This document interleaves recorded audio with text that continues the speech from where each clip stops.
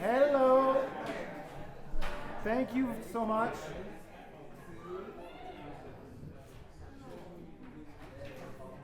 All right.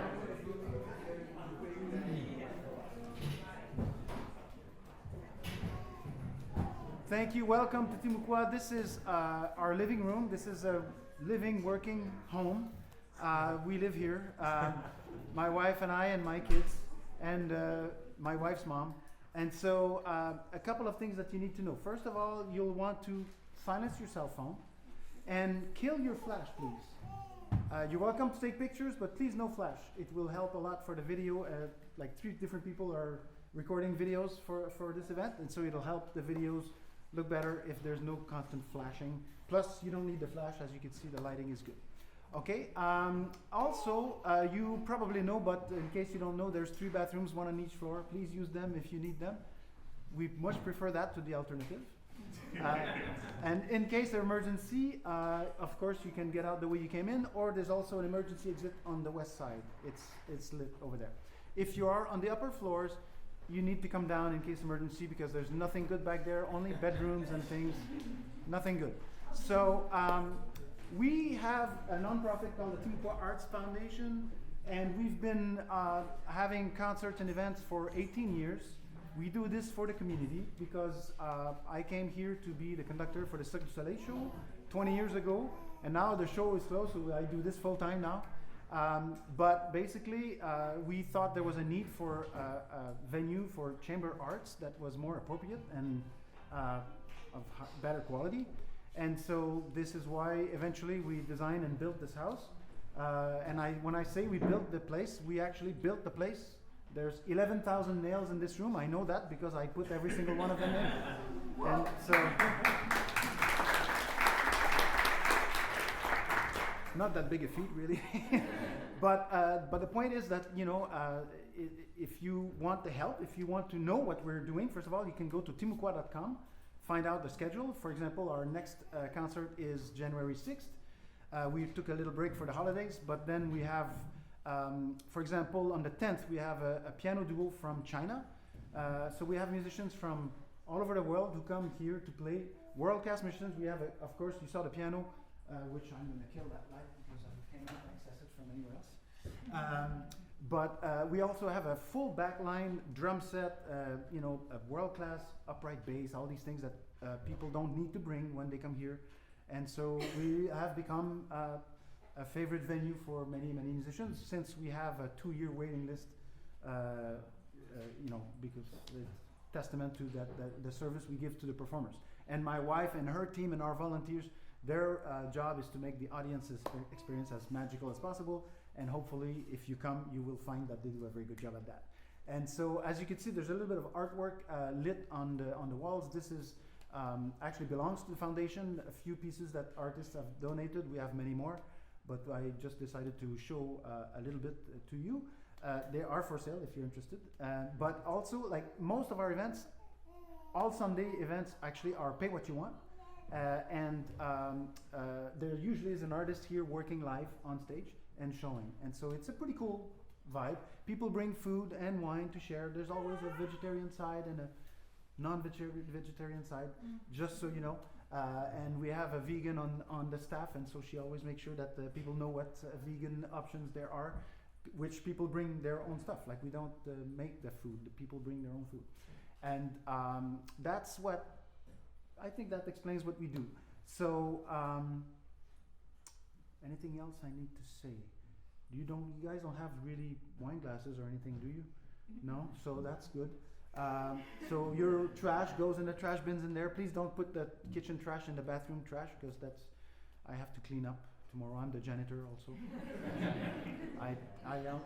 But if you have questions, if there's an emergency or anything, I'll be in there for the whole event, because I'm recording and filming this thing and streaming live. We're streaming live. Hi everybody. Hi world.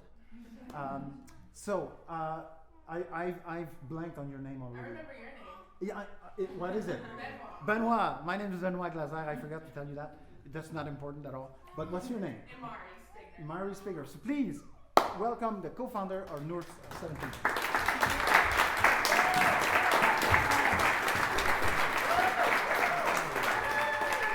Hi everyone.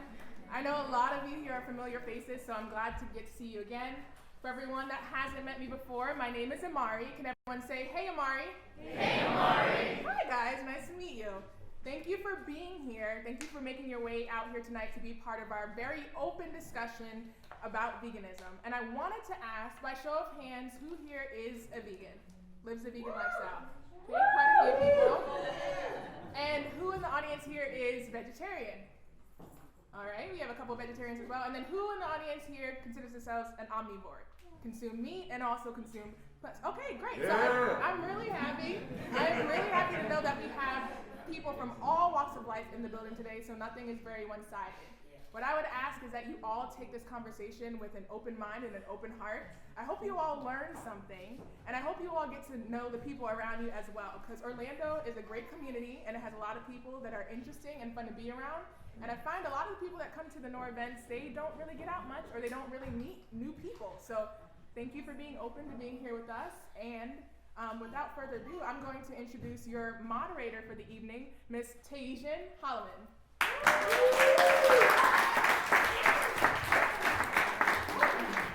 All right, good evening, everyone. Once again, thank you so much for being here. This is an amazing conversation where we're able to have people from all walks of life expressing their ideas on these topics. One thing I want to go ahead and do is make sure we give a large round of applause to NOOR 17. Let's go. They've put on this amazing event and they've put together this panel. We're going to go ahead and, let me introduce myself. I am Tajian. I am also Queen Say What I Feel. I have a blog that poses conversations to incite action. And I'm here to, of course, be a part of the conversation. So like she said, make sure everything that you learn here, because that's the goal, everything you learn, you take it back to your regular daily life. All right, we're going to have our panelists introduce themselves, and then we'll get into the first topic. Right. We'll start. Hi everybody, my name is Kayla Beaming. I'm a wife and a mother of 3, and I'm also a full-time animal rights activist right here in Orlando. So I will be speaking on the vegan side. Woo!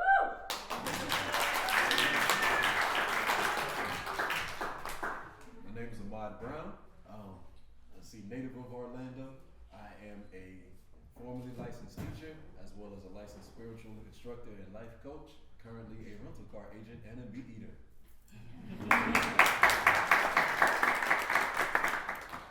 Hey everyone, my name is Michael Durr. I am a vegan nutritionist and a professional vegan athlete, and I am here tonight to help out with the vegan nutrition side and also the ethical side of everything.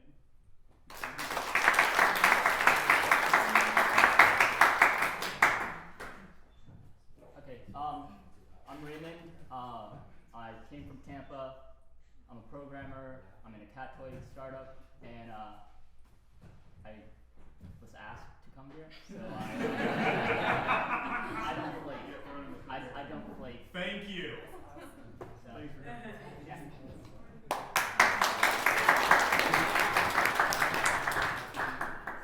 Hey everybody, my name is Ruxter Lennon. I'm a vegan philosopher and athlete, and I'm on the vegan side obviously. I'm going to be talking about how veganism follows logically from universal human rights.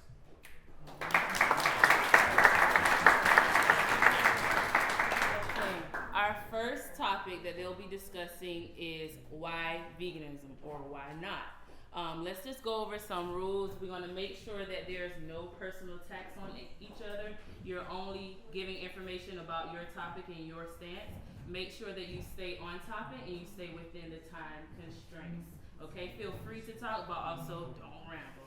Okay, we're going to go ahead and get started with the affirmative. Yes, we're going to get started with the affirmative opening statements. All right. Is it possible to move this podium?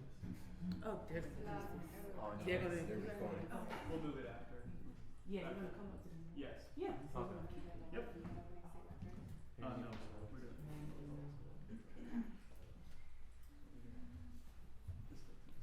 So I am going to do my opening statement on a huge problem that we're having in public schools, and that is why we need to veganize the public schools.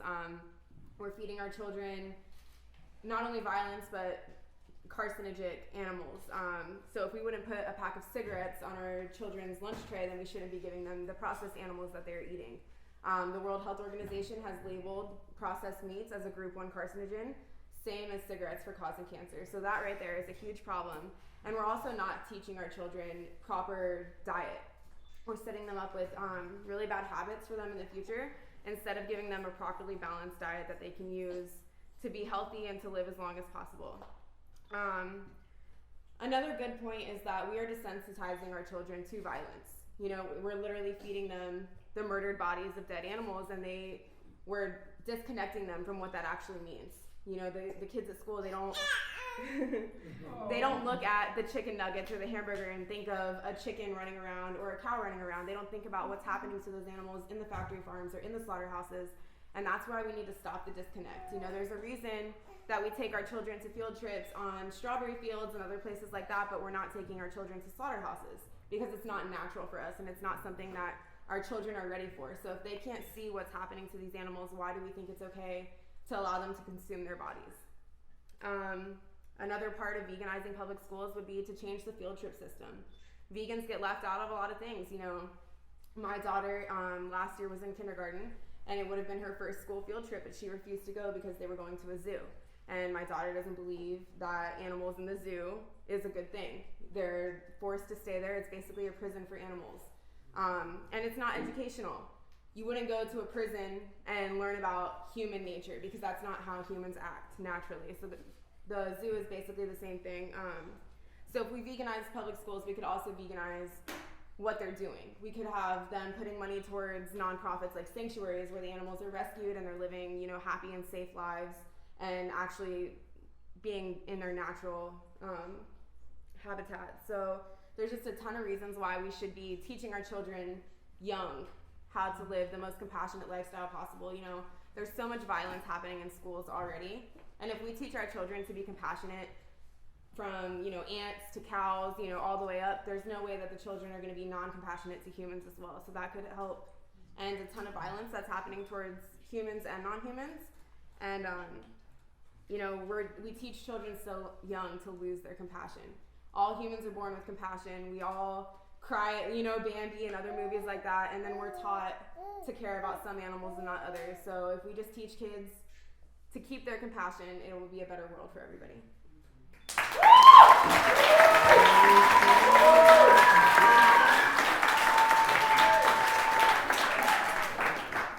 We're staying on the same topic, right? Schools? Our personal and staying on the topic as it relates to schools, as a professional teacher and advisor in 3 different states dealing with multiple grade levels, my personal experience dealing with children will not advocate for veganism as a sole answer to what behavioral problems in school. I actually don't disagree with introducing veganism into schools, but to actually create a new mandate to where it must be appropriated to children creates more issues as opposed to solving them. For one, studies reveal that most of the detrimental activities that children go through is based in their sugar intake, not their meat intake. Because also she is correct that carcinogenic processed meat is the norm for school lunch.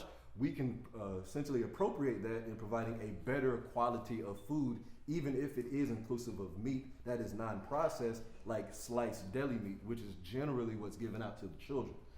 Additionally, most behavioral traits are learned at home from parents and then reinforced around the social structure of children. It is not reinforced by anything that they eat other than hyperactivity, which is based in sugar. So if you do create some type of mandate for veganism in school, you actually create a conflict between parent and student, because the parent may not be advocating such a lifestyle, and you're now creating a conflict in how they nourish their own children, and you're also mandating how someone is supposed to feed their own children. Thirdly, creating this vegan menu option, again, as a menu option should not necessarily be a problem, but it does create further constraints upon the state. These things have to actually be farmed, approved, shipped, regulated, and then fed to children. When you're actually creating another segmented/fragmented channel of food, you're actually increasing the cost that is going to be transferred to you, the taxpayer, and then also you don't even know if the children will eat said food. So essentially, the initiation of this process can cause way more problems as opposed to fixing them. And lastly, this thing has been attempted before, and unfortunately, even though it is idealistic and nice, it's not going to be approved, because you have the Jewish community who was tried to advocate for kosher food, which was denied. You also have the Islamic community, which tried to opt in porkless options, which also was denied. So if you have these 2 very well-established traditions, global traditions that the vast majority of the human population already adheres to, and they cannot get their access to their preferred lifestyle food choices, not to again throw a shot at veganism, but how is veganism supposed to be so substantially different and better and unique than these other lifestyles to say that they can get into schools without essentially circumventing the exact same problems that these other groups have ran into, which is why they were actually blocked. Lastly, for behavioral issues with students, everything that that relates to some form of compassion, that relates to some form of interrelatedness or interconnectedness, that again is reinforced by a social structure, that is reinforced by your class, that is reinforced by the subliminal caste systems of race and economics, especially if we're dealing with Western society. All things that are related to violence, and if we're going to appropriate it to diet, it is due to low quality food, not meat. Time. Thank you.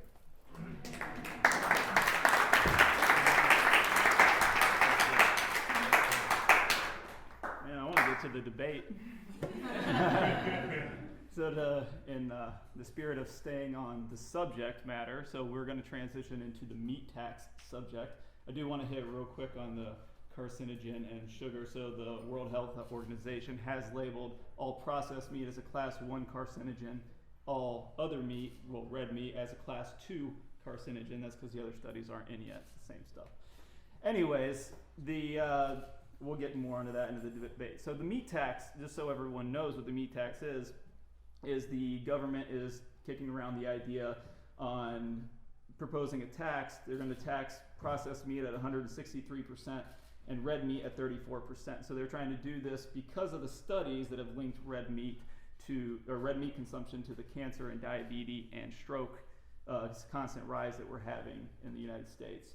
So, and I think they're trying to do that overseas as well. But my personal opinion on the matter, which I'm sure is shared by a lot of people in the room, is that not only should they be taxing the meat, they should also be putting warning labels on it, since they have already found that the meat is a carcinogen. And that, if for everyone that knows what the definition of a carcinogen is, that's something that causes cancer, very simply. So class 1 carcinogen means it definitely causes cancer, 100%, like cigarettes. We know cigarettes cause cancer. Class 2 carcinogen means that it most likely causes cancer. So cigarettes were a class 2 carcinogen before they moved into a class 1 when they were approved. So for the subject of being taxed, I think that, I'm sure a lot of you guys already know that the government subsidizes the meat already, meaning that they pay slaughterhouses and the people that produce the meat, they already cut the cost of meat because they're guaranteed their money. Therefore, that's also why meat is less expensive than it is. It's still more expensive than eating vegan. So as a nutritionist, we'll hit on that in the debate as well. So I really want to get to that. But the government subsidizing plus the meat tax. So what I think would be the best solution to everything, because we all know that veganism is not going to happen overnight. It just logistically cannot happen. It's kind of a sliding scale that will happen over time. So what the best course of action we can use these to help veganism, start to grow is first and foremost, take away the government subsidies. That'll raise the price of meat and lower the demand. So all of a sudden the production, the death, and the slaughter of animals is going to go down. So after that can level out, we can also add the tax. And now we'll do that again. It'll raise the price of meat again, and the production will go down. And I think if anything, the meat tax will help the already sliding scale that's happening in veganism and starting that transition into a vegan world. Yeah. Thanks.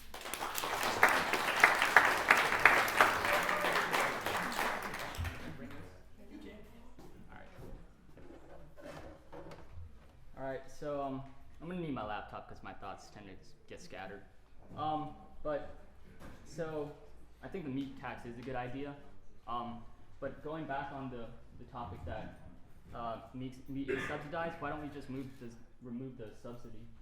And What's that? why don't we just remove the subsidy instead of increasing the tax? I just don't see the point of subsidizing it and then taxing it. Well, they're already subsidizing it. Right. I mean, so remove the subsidy and not tax the consumers. Well, I said they should do both. Dang. Well, I was putting together my thoughts. Okay. Yeah. Thank you. Yeah. All right. So yeah, I think it sounds good for the most part, but I did want to come up with some concerns just to add value to this conversation. And I guess the approach that I want to take is that there could be some unintended consequences if we introduce a very large tax on meat, right? So I thought about businesses. Could they go out, right? So how fast will they go out? I mean, best case, it's nothing to worry about. Worst case, it affects our economy. I really don't know. And I mean, 34% to me is a substantial amount. So then I thought about businesses can adapt, right? So if a restaurant is just serving meat, then they can just substitute their dishes for vegetarian or vegan options. But I just don't assume that everyone's tech savvy or just very adaptable, or that their mind is just. I think that some people are just set on doing something in a certain way, and I like to take into account that. So then I thought about, well, what about consulting for how to create a vegan restaurant? So that's just an idea out there for everyone, right? But I also like that. Okay, so I'm strongly against the idea of rushing anything, right? Because once we implement laws and taxes, just laws in general, right? We are determining.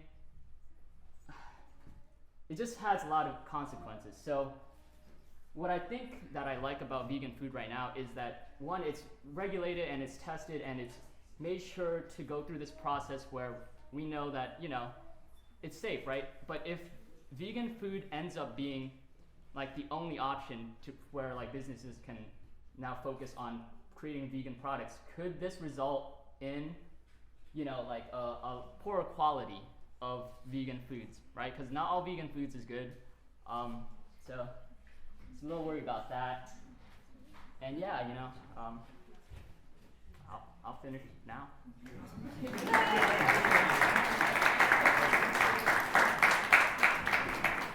I want to interject for a second. The initial topic we were supposed to discuss is why vegan.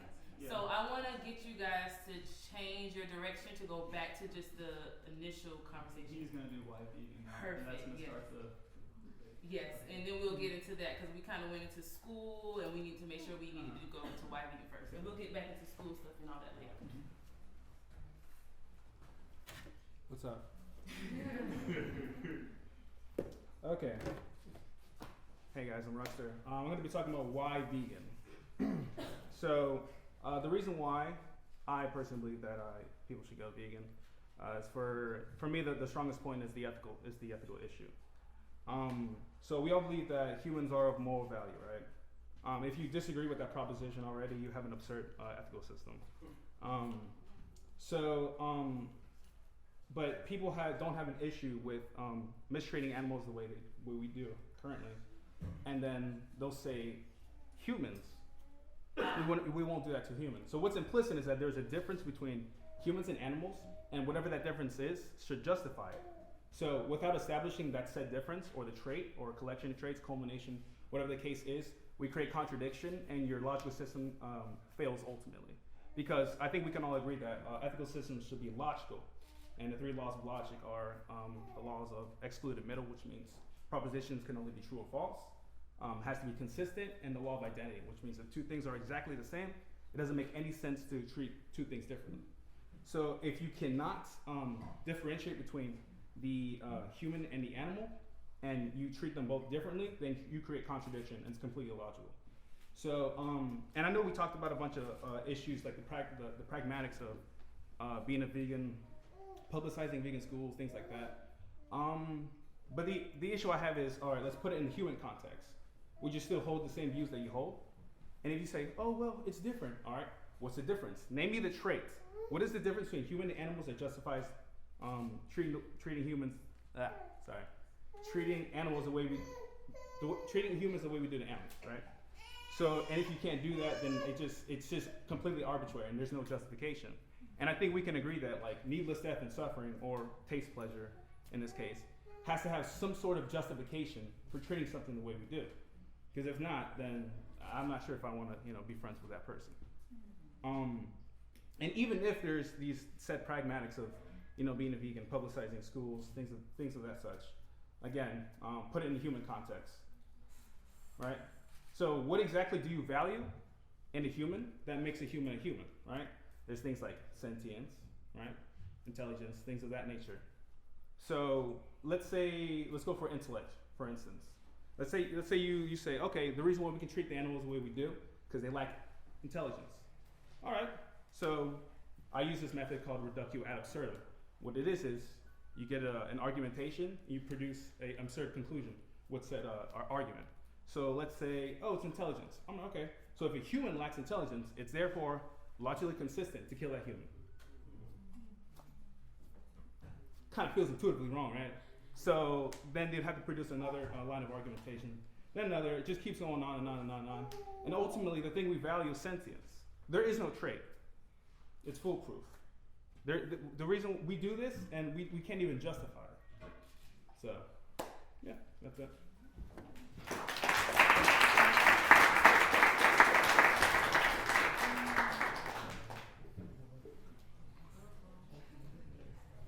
We need the opposing. The opposing? I'll jump Yes. in. So why not? We're gonna stay. I got you. We're gonna stay seated during the debate. Oh, really? Yeah, this Oh, is okay. the This is debate the time. portion? Yeah. I apologize. So yeah, so it's like No, me. Yeah, it's like this, yeah. So it's like me and you.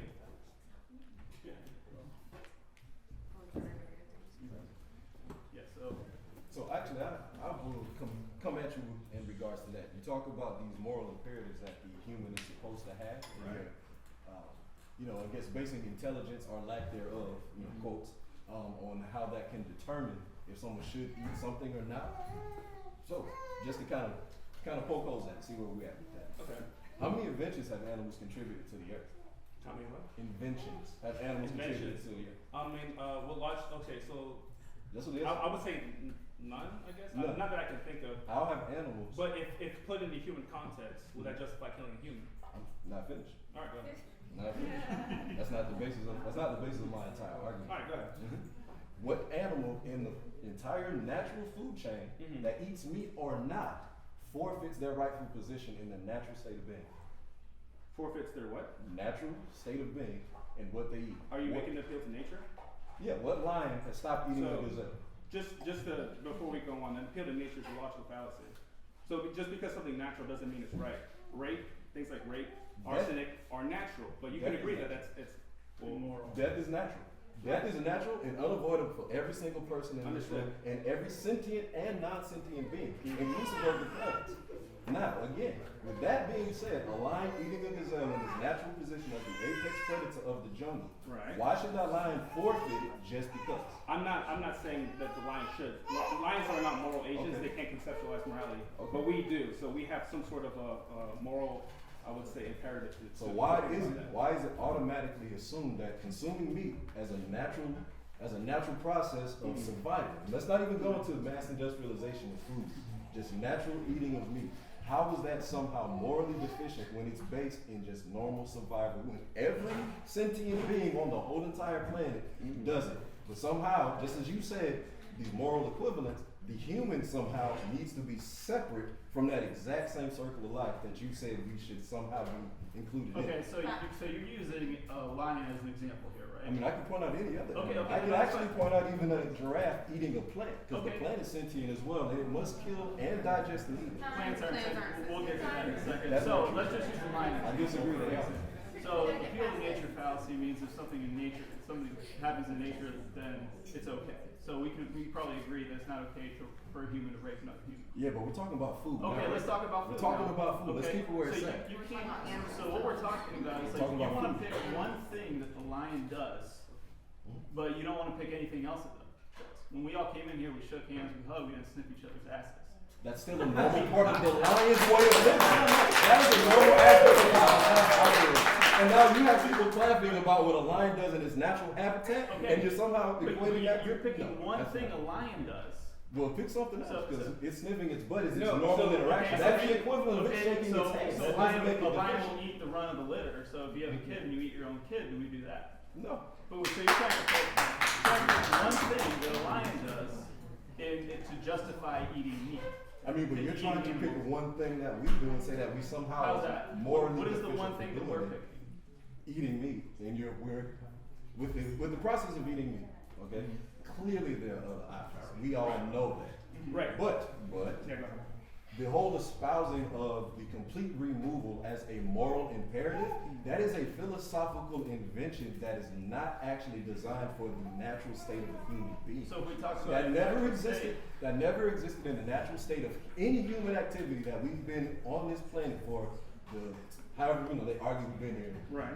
This philosophical ideal that is a moral imperative in all of humanity did not exist until 1944. It didn't. Research is very clear about that. The closest, yes, veganism didn't exist until 1944. Right. The closest that we have to that is vegetarianism through Buddha. And even with that, just finish, even with that, is listed as an option for a spiritual philosophy. It was never a natural Okay, law. You keep talking about natural though, but what is natural about the mass breeding, artificial insemination, factory farms, and slaughterhouses? What is natural about that? Are lions going to slaughterhouses and using tools to slit the throats of animals? Are they mass breeding the gazelles that they're gonna? What's As I natural already about said, it? as I already stated, I agree. The mass industrialization of food is extremely problematic. I've said that. But the basic consumption of meat, no. so you support the mass production of meat. No, I don't support the mass production actually of anything. So to be how do you still consistent. eat meat then? Well, one, you could actually either farm it yourself. There are local deliveries. That's not There- sustainable. No, That's that's not sustainable either to subscribe that everyone removes meat. Can I ask Like, you a question? it's not, as I stated in my opening claim, dealing with the institutionalization of veganism into our public schools. In order to put that into our public schools, if we're going to do something like that, it actually creates more expense for the actual taxpayer. Do you realize though that most of the plants grown right now for food are fed to the animals? If we stopped eating animals right now, we could end world hunger 2 times with the amount of plants that we're growing to feed the animals. Third world countries where children are starving and everything else, the crops that they are growing that they could be eating are being sent to feed these animals. I got something. So we have humans starving I have something. because other humans want to consume animals needlessly. Now, this is an imperative that you're saying, but you have to actually provide the evidence for it. And I've There's plenty of researched evidence for There's it. also evidence. So that's if we do it right. That's if we like alternate the crops, do all these things, all these practices, which we're not even doing with our regular farms, Okay. right? So now we have, and it's not being implemented worldwide either. We don't teach these techniques to everyone. So when you say like, yeah, we can replace farming with, farming animals with just regular plants. Yeah, yes, we can. That's one of the solutions. But if we don't all cooperate with each other, like none of these solutions will ever work. Okay, right. So I would just say, okay, so I hear you guys talking about the pragmatics of veganism. I just want to throw this moral quandary at you. Placed in the human context, do you have an issue with it? If we were doing the same thing we would do to humans, would you guys be okay with it? No. Depends. It depends. Depends. Okay, well, let's elaborate on that. What would it depend on? Because let's say, because we're doing the same thing, we don't have to farm these animals. We have healthier alternatives for us. So because there's no necessity to do so, what's the justification? Is there like some sort of, so what's implicit that there's a difference between animals and humans, correct? Well, there is a difference Yes. between animals. So there's a justification for treating animals the way we do now versus treating humans. Well, as so I what said, is the justification? The What's the difference? justification is the natural food chain, as I pointed out before. But We're That's not why I natural pointed out. meat eaters. That could be. Oh yeah, so okay, That We're could not. definitely be argued. So you're That can saying, be argued. so you're saying nature, I right? got two Natural. different people coming at me, No, so I got you. I have answers in regards to all of this, but I can't answer Go it if I ahead got and two answer different Bob. people coming at me. Yeah, Alright? go ahead. So I'm gonna answer you, but she said something too that I have to make Yeah, sure I say. absolutely. We talk about this whole saving the world and how it works. That is unfortunately not researched properly, not true. This is real evidence provided by the Food and Agriculture Organization of the United Nations. Which is not Yeah. No, that's fine. 60% of all farmable land. Let him finish. Unless you want to provide some facts to argue, then like these comedic parts that you're doing actually doesn't help. So 60% of all farmable land is actually sustainable, naturally sustainable, not man-made altered, as in terraforming. The natural position of the earth. 60% of all farmable land is made for normal animal grazing, intentionally depleting the entire population's land response via veganism and not allow normal grazing from the habitats of animals actually reduces the global food supply because the plant-based farms of the remaining 40% of the agricultural land will actually not go through its ecological changes from the exposure to the animals that are currently being farmed. Like, this is scientifically researched. That's all I got to say about by that. the animals. Just to go back to my question, it plays in the human context. So what would that difference be? Oh, I mean, it's just like I asked you before. If the fact that we're sitting in this building having this debate talks about the sentience and the ability of the human as the apex predator of the earth. And I gave already another example. We don't have to do a lion.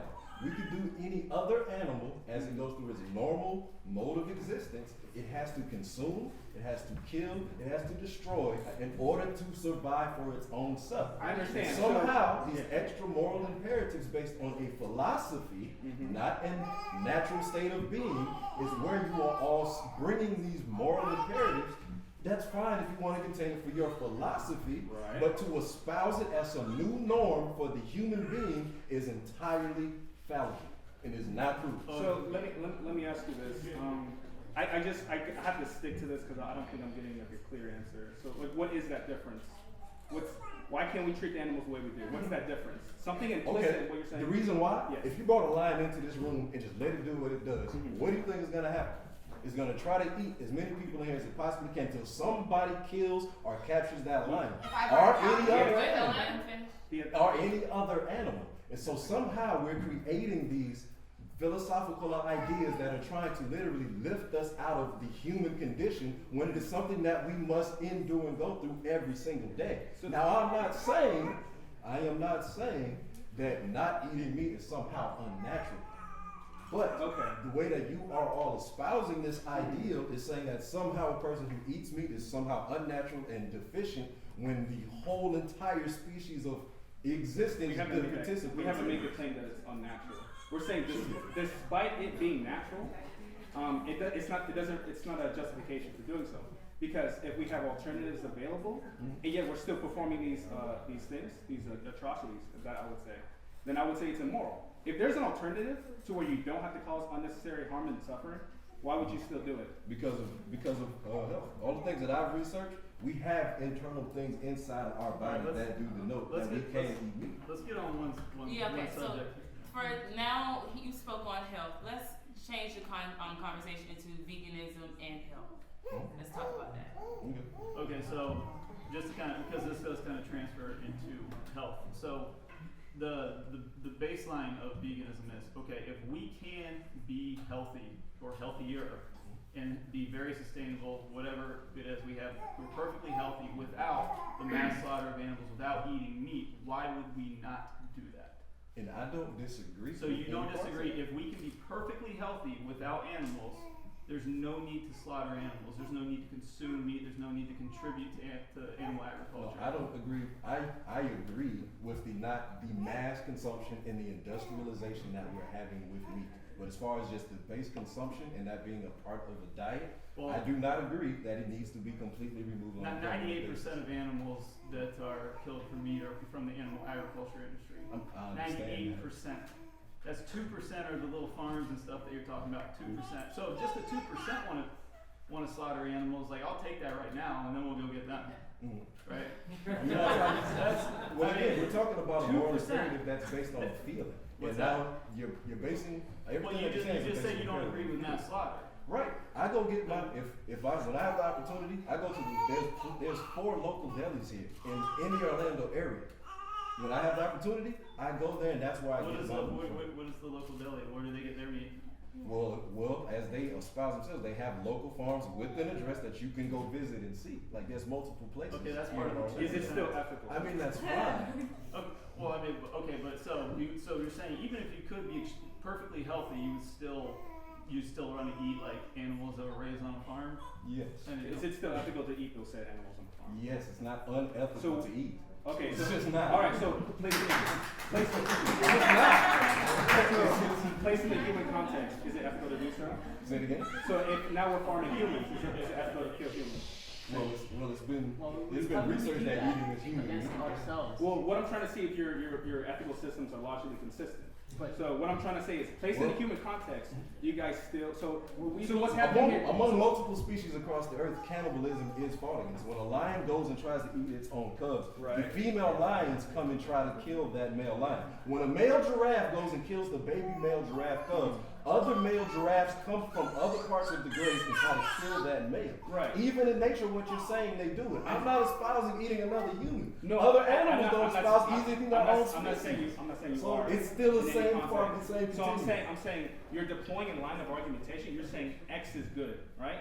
And then in a different context, you'll say X is bad. That creates contradiction. No, I'm not. You're Yes, creating that when you for me. state something You're in a creating negation that for in the me. same conjunction, that creates contradiction. That's No, what it doesn't. contradiction. If I We're just getting a little off. Can I just ask a That's question? not what I said at all. We're gonna do. I want to get back to what we were talking Hit on the about. ethical, then we're gonna go into the health stuff. You 'Cause keep- we got a lot to go over. Right. Okay. You keep saying natural.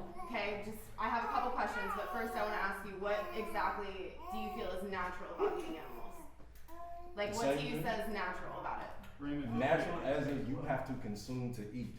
And consuming to eat is natural. Okay, so you mentioned a lion coming in this room and eating us, correct? Because that's what a lion would naturally do.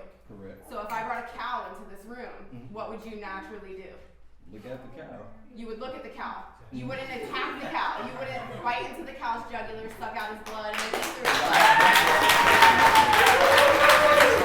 I'm not saying because I'm not hungry in this current moment. If I get hungry enough, I'm killing the cow, I'm shooting With the your cow, bare and I'm hands. feeding With the your bare cow. hands. Lions are always What hungry. difference would it make if it's with my bare hands? Because or that would not? make you a natural You eat predator. vegetables with a fork, Okay, for Christ's one sake. at a time. You sit down with a plate, put a fork and knife in your hand, and eat vegetables. Can you kill a banana with your hand? Yes. Can you pick a carrot with your I hand? can kill an animal Can with you my kill bare an hands animal? too. I can go and get a deer and kill it to death with my bare hands. Alright, so you keep talking about going to a butcher shop, correct? That's because Have you been to a slaughterhouse? Do you personally kill that animal yourself? I have personally been to a butcher shop. I A have butcher not, shop. and I have personally been to one of those same farms that I've told you about. But no, I have not personally Okay. killed a cow. I have personally killed multiple chickens and eaten them in Okay. my indigenous country of Jamaica. So Alright. yes. So I go to slaughterhouses on a weekly basis and I bear witness to the animals. It's something part of my activism. I run Orlando Animal Save and I also run Okeechobee Animal Save where we go to dairy farms. So I bear witness regularly to these animals on these farms. And we're talking about a small slaughterhouse that comes from small farms. It's not a factory farm. And the condition that these chickens and cows and everybody else is in is extremely terrible for them. They're suffering, they're sad, they're scared. And when they're killed, it's a very long process. I've watched a chicken die for over 8 minutes, struggling, flailing, crying, while all the other chickens were having emotions. So, and did you ever feel bad for that animal? No. When you seen them flailing around? No. So you don't have any compassion towards other life beings because you are an animal yourself. I have compassion to a lot of things, but also I have compassion first and foremost to myself and my own personal Don't you think that's a little survival. bit selfish? Because you can live. Eating is selfish. All right, You I'm can gonna lose that survive argument every time. without I will killing accept them, that correct? You eating can survive is without selfish. killing them. No, you said for survival, but you don't have to eat them to survive. You can If survive without if them. I am in the woods, We let's don't. just because we're doing all of these examples, right? But there's a If lot I'm of in, people in different Let him speak. situations. Yeah. We don't, but there's a lot of people in different situations. But we're talking about this So situation. In this situation, yes, let's not eat meat, right? Let's not eat it. Okay. So you're using an extremity to justify an average. That doesn't make but sense. she's doing the same. Hold on. So, because there's specific situations to where killing a human would be morally justifiable, but our current disposition, it's not. So you can't use a hypothetical or situation that you yourself are not in to justify your actions currently. I've justified everything that I've just said and gave you the real world examples of me doing it. What are you talking Let about? Raymond say what he needs to say, then we're gonna go into hell. We're gonna circle back to this. This is gonna happen. So let's keep it moving along. So Raymond, you have anything to say? Okay, so back to the extremity. Like, okay, I just want to acknowledge all extremities and all different situations and where it is okay to eat meat. And back to the definition of what is, like, I guess natural. If your body can digest it and prolong its own life, then, like, It's not to me, natural. it's edible. And Okay. that works. Okay. So that's cooked You currently. can- Now go back to let- the let- extremities you were talking about. The extremities. Let him Okay, finish. so I don't know how much of the world is developed. I haven't been to all these places. Right. I don't know how many villages are left. It's Mhm. Regular farming. It exists. It's a natural thing. It's okay, right? In that situation, it's okay. I would say if it's needed, then it's okay. Yeah. Okay. Yeah. Because the thing is like since we live in Western society and it's not needed, I think it's immoral. Does that make sense? But here we don't it's- need it for like our health. We don't need it, right? But that's also. You just gave conditional morality. You do realize that. That's Conditional- not, you No, just no. you I- just said it. I That was gave you- conditional I gave you morality. a logical basis. Stop using these terms that probably the general public doesn't know. I gave you a basis. If a person is in a second world country and all they have around them is a chicken to eat, it's okay. But if a person has another option, all of a sudden it's not okay. That's a sliding scale. That's a sliding scale and a slippery slope. And you were making up based on a moral imperative that is not equally based on anything. You are literally saying in real time. That's a sliding scale morality. He just said it. But if the chicken's alive, It's called a logical basis. So logic has And to it's be, illogical. Hold on. because- Logic has to be linear. So if it's needed, And that's not a linear argument. No. Listen. Logic. So Your argument is based in class. the morality is Second world country Let is him first finish. world country. so the morality is that it has to be necessary, like in order to survive. Like I'm not against like self-preservation by any means. Like if I was stuck on an island, if you threw the hypothetical at me, if I was stuck on an island and I had to eat animals to survive, I would do so because it's an imperative. I have to eat to survive, right? if there's no other options available. But since there is an option, now the logical basis, the line I said was necessary. Now it is unnecessary because there's other options available that can sustain my life.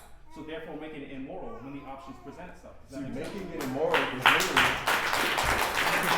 you have to be very clear on what you're saying. You just said you make it immoral. You're literally inventing these imperatives just because it's available based on your convenience. So all I do, this whole veganism thing, in my view, is based on your ability for access. If you were in a second world country, the options to be vegan and to get all of the nutrients that you need is literally not even an option for you. Because you don't have the access to get everything that you need.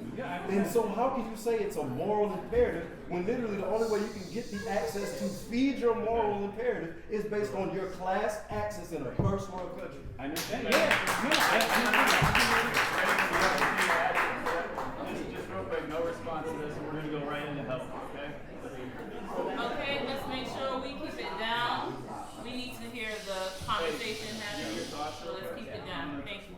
Okay, and as everybody at NOOR, we're going to do a Q&A at the end of this, so if you have any questions that come up, just go ahead and jot them down, and so we'll do that at the end. But Raymond, go ahead.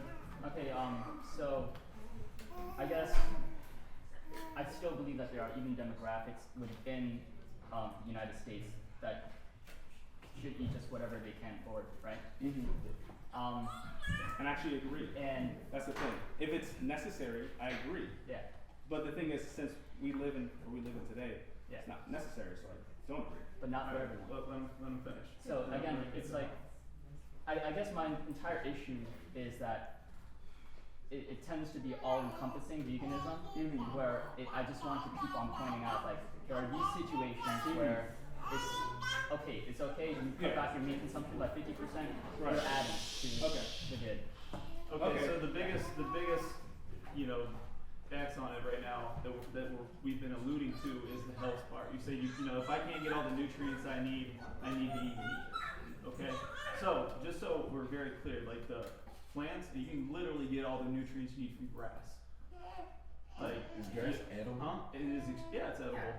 We are. Show of hands, who likes eating grass on a daily basis? We're not talking about light. We're talking about getting the nutrients that we need to thrive. Yeah, nobody raised their hand. There is literally nothing that you can get from meat that you can't get in a better form from plants at a cheaper cost across the board.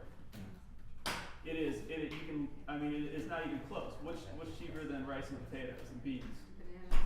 Okay, so we're talking about nutrients. Literally every single food on this planet has a complete amino acid profile. The protein, I don't know if you guys are going to talk about that or not. It's not even a question. It's not even close.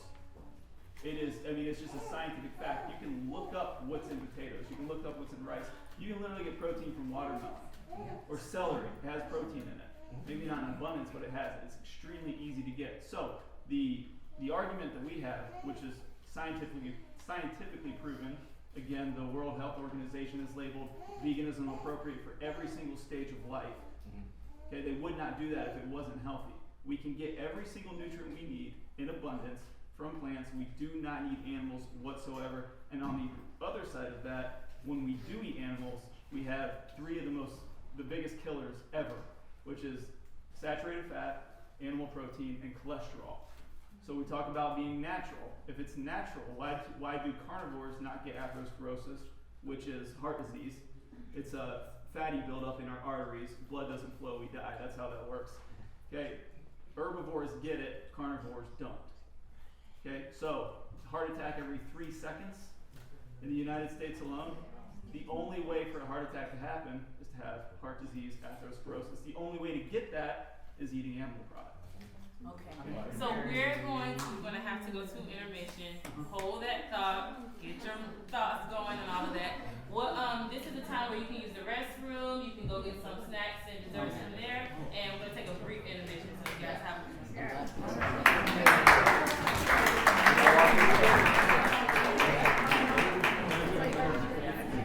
I ain't talking from person. You're gonna write this over, man.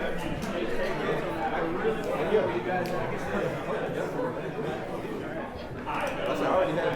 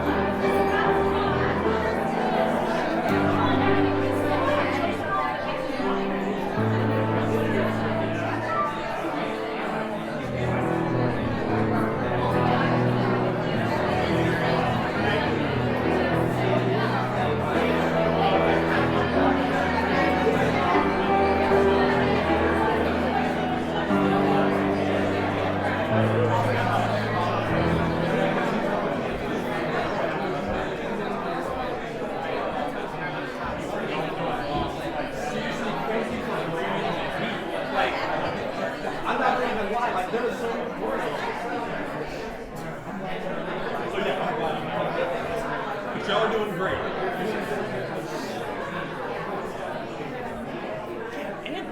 Yeah.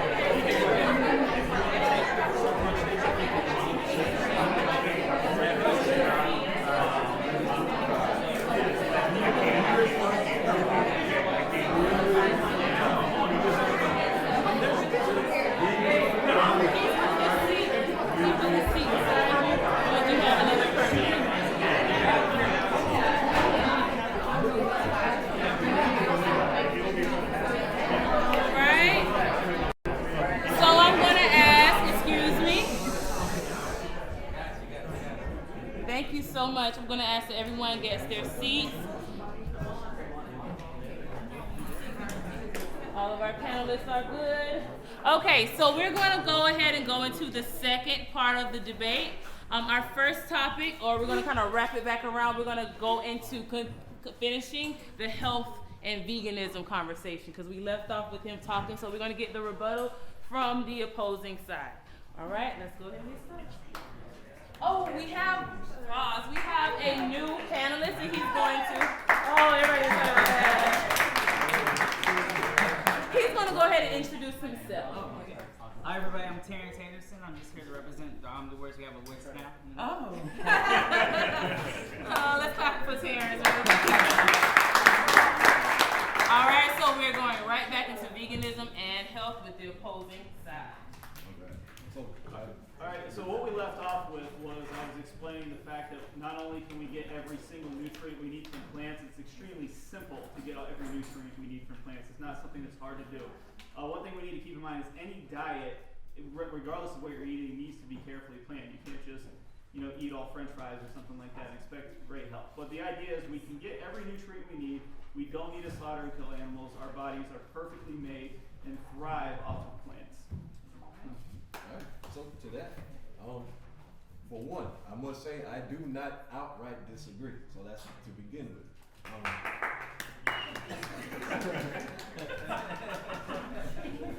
But I also do assert that the human body has evolved to where the eating of meat is not somehow, just non-natural. Quotations, because I know that's not the right term, but that's the best one we could use right now. And my evidence for that is through this. We have a gallbladder. The gallbladder digests animal fat through bile. It's released from the gallbladder and converts fats and processes essential vitamins A, D, F, and K2. All of these same vitamins, yes, can be found in plants, but the either abundance and or supplements to get these in conjunctions to meat requires extra access that everyone may not have the ability or the reach to get. Okay, so K2 is a big one. That's one not a lot of people know about. Just so it's extremely simple. There's K1. It's found in all dark leafy greens. So if you eat any kind of green vegetables at all, your body synthesizes K1 and turns it into K2. Therefore, we produce all the K2 we need. So that's the big one. So if we're talking about nutrients. Yes, our body can digest meat. That doesn't mean it's made to digest meat. We can survive off of meat, but it kills us. It gives us, again, like I talked about right before the intermission, atherosclerosis. The only way to get heart disease, fat in the veins, which stops the fat from getting to the heart, stops blood from getting to the brain, degenerative diseases. The only way to get that is by eating dietary cholesterol, which is only found in animal products. Second to that, I could jump to what his overall point is, but I'm gonna see it just kind of go down to the functions of the body. Again, he may argue, that it may not be necessary, but if it's not necessary, we wouldn't have the parts within us to process to begin with. They wouldn't even be there. We have peptosinogen, and tryptosinogen in our stomachs, substances that are secreted by the stomach wall that converts all enzymes. Essentially, it's designed to break down solid matter. In regards to eating meat, the substance of meat and the chewing and all of that, it is a more dense, solid matter than any vegetable. But our bodies naturally have it internally in there in our digestive tract. If these claims that somehow eating meat is patently unnatural, our bodies will not even have the ability to process these things at all. Well, that's completely false. So those I got enzymes this from a health book. those enzymes are built to break down solid matter, but that doesn't mean it's made for meat. Yep. But so, again, that's not, you can't scientifically prove that just the way I can. I said it's made for solid matter. Okay, so we're looking at one part of our body. So across the board, I'm sure everybody's talked about the biology of humans versus carnivores. So carnivores have an extremely acidic digestive system in their saliva, in their stomach. That's why they can eat raw meat. That's why we cannot survive off of raw meat. You can sort of, but you're going to get sick. You're going to eat raw chicken on the counter. Carnivore can eat it no problem. So we have all kinds of biological, not adaptations, we have biological features that are not consistent with carnivores whatsoever. They're only the same as completely herbivorous creatures, so animals. So our jaw, so carnivores, their insertion point in their jaw is aligned with their teeth. Ours is above the teeth. Our digestive system is like 3-4 times our body length. Time. Okay. So again, so there's plenty of traits that lead herbivorous, and just because there's an enzyme that breaks down solid food doesn't mean that we're made to eat it. But it also doesn't deny that we can, and somehow that it's improper to do so. You can't argue that either. Oh, we can do it, but it I mean, also you can, but it that gives doesn't us mean it's true. but it gives us heart disease, the number one killer ever. It kills us. So if we're eating something that kills us, Now, has every single person that is considered a meat eater that has died over the past year died of heart disease? I don't know if they died of heart disease. But you can just look up the records. They haven't. They just haven't. To say that eating meat automatically leads to heart disease related death is patently untrue. You can just Google it on your phone right now. But people die of multiple different diseases based on with their food. And so to say it leads directly to some type of acidic breakdown, and that is directly and solely related to meat, is literally false. It's Okay. I was just gonna ask, why would you eat something that kills you? Okay. Let me ask you this question. Regardless of what you eat, regardless of what you answer my question though. Because this is my answer is a question. Regardless if I eat a plant or not, I'm gonna die. Okay. You don't know prematurely or not. You don't know that. On average, vegans can live 7 years longer. The sample size for that is Let not her true. finish. I apologize. On average, a vegan can live 7 years longer because we're not adding all these extra things on top of it. The cholesterol and everything. You were talking about, did every person who died, did they die of heart disease? No, but every person who died of heart disease was because they were consuming cholesterol, which is found in animal products. So what we're saying is that if animals have the ability to kill you, whether you might be the lucky one that doesn't get heart disease, but if it does have the ability to give you that and it's a carcinogen, why would you want to consume that when you don't have to? Okay. That's my point.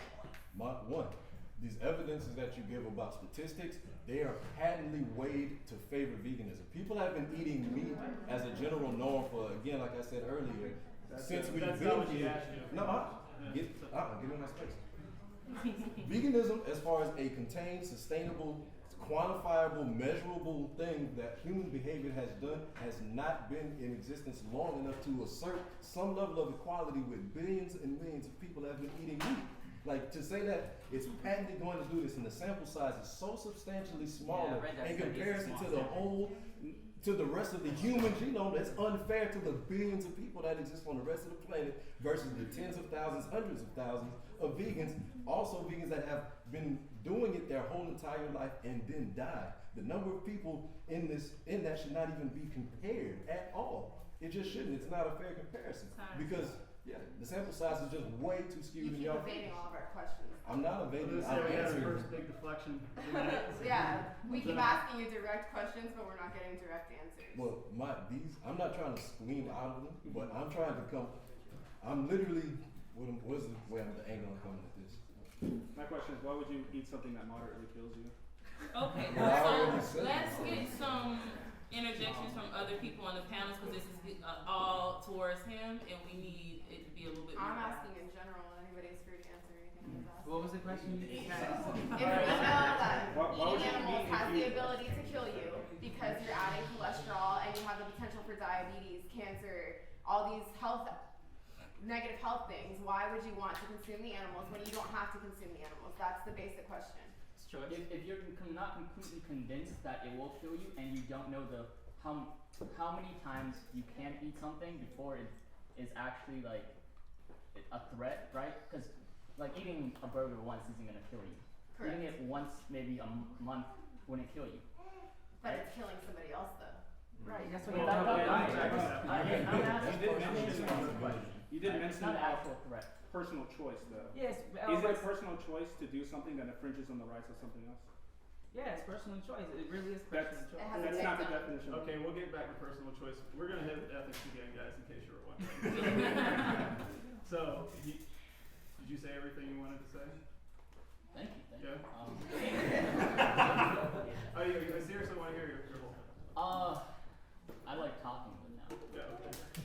So the question that she brought up, which is extremely true. This is not our opinion. It is scientific fact. The only way that you can get fat in your arteries, and just so everybody knows, your arteries are veins. I don't know if, I mean, I don't, yeah, I know it's pretty easy to understand. Blood flows through our body. The only way to clog up that blood flow is eating animal products. That's the only way that it can happen. So when you get a heart attack, it's because you're eating animal products. Okay, so that, so, and it's our number one killer. A heart attack every 3 seconds kills thousands and thousands of people per day. So her question to you guys, I'd like you all to answer one at a time. If eating animal product, you know it's going to give you heart disease as part of your diet, why would you continue to eat it? If you know that it wouldn't kill you if you just reduced the consumption rate, then I would continue eating it. Like if I know that I can eat it once a month, I would continue eating it. And before you guys answer, he said how often it kills you. If you eat half a dex card worth of meat per week, it props your cholesterol level up above the unsafe level. That's half a decacard a week. So that's, again, science. It's not something I'm making up. Okay. So just so you guys know the cholesterol levels, if your cholesterol level is 70 or below, it is physically impossible to have a heart attack. If it's above 70, then the chances of having a heart attack are high. And the higher it is, the higher your chances of having a heart attack. So you cannot get below 70 if you're having half of a deck of cards, a plain deck of cards, size portion per week. Okay, so you two go ahead and answer his question. You can go ahead. yeah, we'll go in order. That's fine. Go ahead. Well, again, I defer to the exact same thing as him. And my overall point, which wasn't a deflection, is my point where I'm saying you're going to die anyway. Now, again, I understand that's fatalistic or whatever, nihilistic. You can brush it off however. But in regards to, as it relates to me, like I said, I can only speak for myself, right? As it relates to me, I am of the awareness that no matter what I eat, I am still marching on a road to perdition that's going to put me in a grave. And if I eat more vegetables, I may or may not improve my quality of life. But if I choose to live my life eating and consuming whatever I choose to do, I feel like I can maintain the right. I do not feel like I'm somehow morally deficient and compassionless. And 3, I just consider myself maintaining a balanced diet that, yes, does give leeway for all of the chemical changes that may take place based on what I expose myself to. So if eating a little bit of meat may give me some cholesterol, I'm okay with that because that's what comes along with it. All right, for me, now I'm on the stage today, but I just came last minute. I wasn't prepared with science and knowledge and stuff like that, but I'm here just because it was open seat, right? But I'm on stage, right? So I don't have any like scientific. I can just tell you that I did recommend a person actually speak today because I got offered to speak before. There's a guy I know that studies with children. He's actually a nutritionist in the area, and he actually does like nutrition for vegans and non-vegans, and help them have a balanced lifestyle. Now, based on his study and others, people that do fitness, wellness stuff, there's tons of people that do like dieting, like for like daily balanced diet, like for meat and vegetables, where they're actually able to reduce their cholesterol level, reduce heart failure, reduce all this stuff. And 9 times out of 10, you're still eating meat to do that. So I don't have any facts to back it up, like me per se, but I just know in general, like if you go to a nutritionist, you want to have a balanced lifestyle. There's scientific studies done that they can show you of clients that actually reduced their cholesterol level and had meat involved. Okay. So I'm not saying it's not a bad thing to eat meat. Yeah, so I mean that's all completely anecdotal, meaning like it's just like somebody saying that stuff. You can lower your cholesterol while eating meat, but you cannot get heart attack proof. That's the way that works. Yeah, you still reduce it so you can live longer. Well, reduce it. If it's above 70, you could literally grab your chest and fall on the floor any second. Just had a question. When they're reducing the risk for heart attack disease, all-cause mortality, what exactly is the change in diet that they're doing?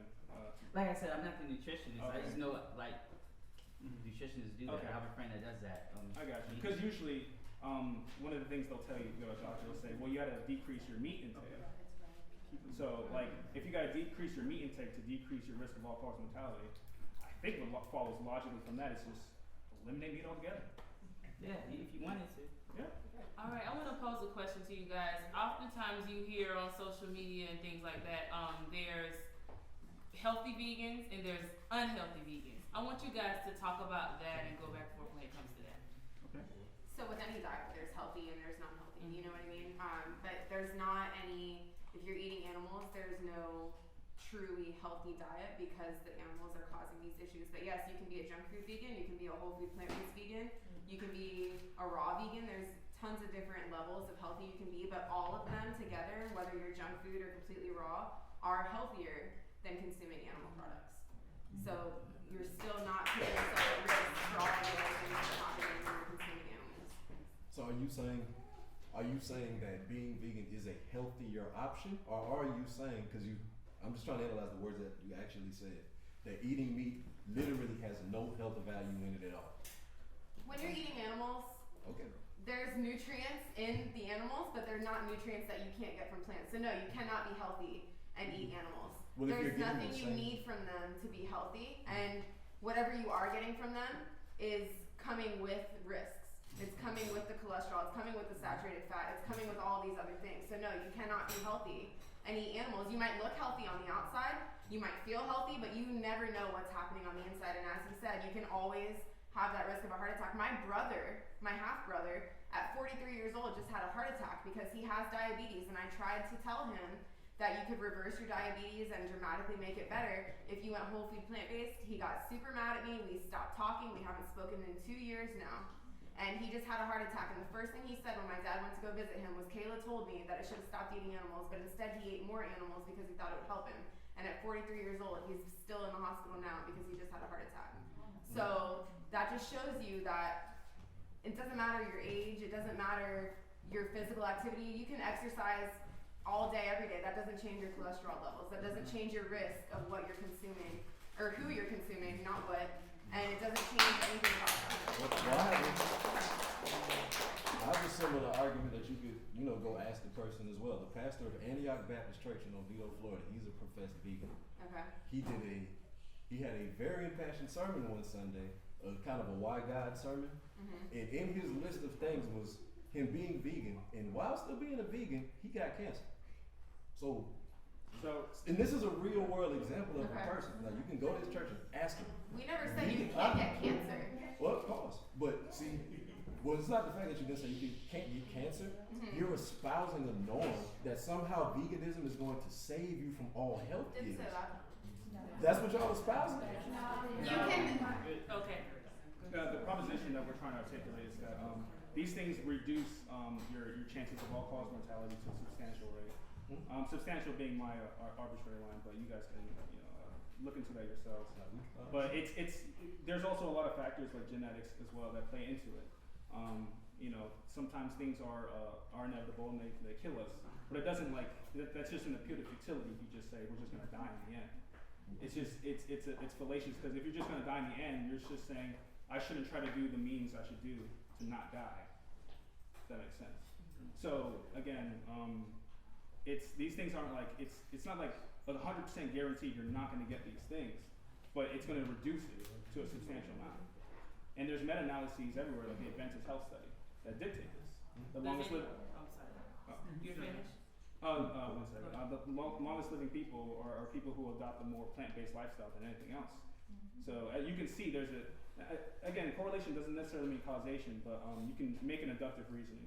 And you can see that as meat intake decreases, life expectancy, all-cause mortality, all of these set things. And, so meat decreases, these things decrease as well.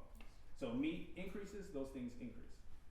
So it's a positive correlation. I've worked with a lot of people on the nutrition side of this, and there's a really easy question to this. You remove food out of the equation at all. If I told each one of you guys, you can take this pill, right? And this pill is gonna make you feel good for about 5 seconds, and it's gonna taste really good. It's just a little pill, like you get in a prescription bottle.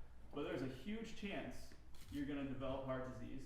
There's a huge chance it's gonna increase your risk for cancer, diabetes, stroke, aneurysms, all those things. Would you take that pill? I mean, I take it every day since we're being analysis. Yeah, Talk about it in reality. So that's just it. Like, we wouldn't put something into our body that we know is going to insanely increase those risks. Why would we take that pill? Well, I mean, just to be fair, I mean, on my side of things, the whole vegan thing, I just think the whole thing is about not killing animals, to be honest with you. That's how I feel. How it's been portrayed to me, like people, some of my friends are vegans and some of them like, oh, why do you eat meat, blah, blah, blah. They make it, basically I think it's just a whole culture just behind not killing animals. That's just, well. Can I respond? Go ahead. Yeah. Alright, so yes, a huge part of it is not killing animals because I'm an ethical vegan. I do it for the animals, I don't do it for health, I don't do it for any of that. But there's so many more levels to it. That yes, we don't want you to harm animals, however, we don't want you to harm yourself either. And eating animals is killing the earth. That's a scientific fact, that's what's happening. So, by you choosing to eat animals, you're choosing to harm yourself, you're killing an animal, and it's harming the earth. So there's so many reasons that you shouldn't eat animals, and there's no reasons that you should. Do you understand? Do you get what I'm saying? So like, yes, it's about the animals, but it's also about you. It's also about the earth. It's also about the starving children in other countries. It's about everything encompasses in veganism. It's not just about that. That's just the most ethical way to explain it, because these animals are dying by the billions and trillions if you include sea life.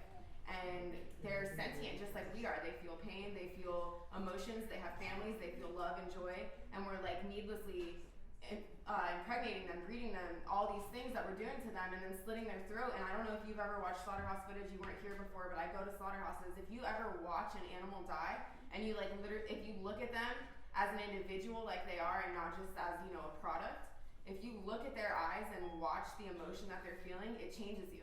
It makes you, you know, put yourself in their position, because we're animals too. All right, so Well, yeah, you have to. I'm glad you brought up the emotions and stuff. 'Cause We're not on back to the ethics thing, just trying to keep things on track. So kind of make a mental note of what you want to say for that, because like I'd like to stay on health until we're off of health. Okay. Just for everybody's. Yes, we're gonna go back to ethics. Let's get into the actual meat tax in public schools. I have one more big health thing that I think, I don't know, this is insanely huge, and I'm glad there's a lot of people here because you can share this with loved ones and whatnot. There was a huge study done, and it's insane that this isn't all over the place. There was, to keep it short, there were war veterans in Vietnam, young, in shape, 20 to 23-year-old guys getting killed that were getting autopsied. They had visible atherosclerosis. That means when they cut their chest open and they looked in their arteries, they could see the fat build up in their arteries. So this sparked a huge research thing where they took 30 adolescent children, so 10 years old or younger, and did the same thing, accidental deaths, autopsied them. They had a standard diet, same thing. They could see fat in their arteries. Again, the only way for that to get there is animal product. So it's only 30 kids. So they decided to do it 5,000 more times. They put 5,000 bodies on tables, cut them open 5,000 times. Children, accidental deaths, cut them open, and in 100% of them, they saw visible atherosclerosis in their hearts. So that's something really big time to think about, that it was 100%, like what study has a 100% like accuracy on that? 5,000 bodies. So that's the health side of it, and again, keep in mind the only way for that to get in your arteries is animal product, any animal product. Okay, so let's begin discussing meat tax in public schools. Awesome. All right. Well, I unfortunately gave my stance on public schools because I was instructed improperly on how to start the Okay, debate. so I'll start it off. So you said that implementing vegan food in public schools would be very expensive to do. It's expensive based on the way that you have to actually include the channel for it and operatively set it into place. Not the food itself, of course. Right. That's not the problem. Well, I'm talking about the systematic process of getting it to the actual student. Like, have you been a part of the school board? Do you know I've not been a part of the school board. I've been a part of the school board for 5 years in 3 different states. So I see how this works. Basically, it's a big financial trap. Like I said, I don't disagree with y'all. That's what I'm saying. I think that's actually a pretty darn good idea.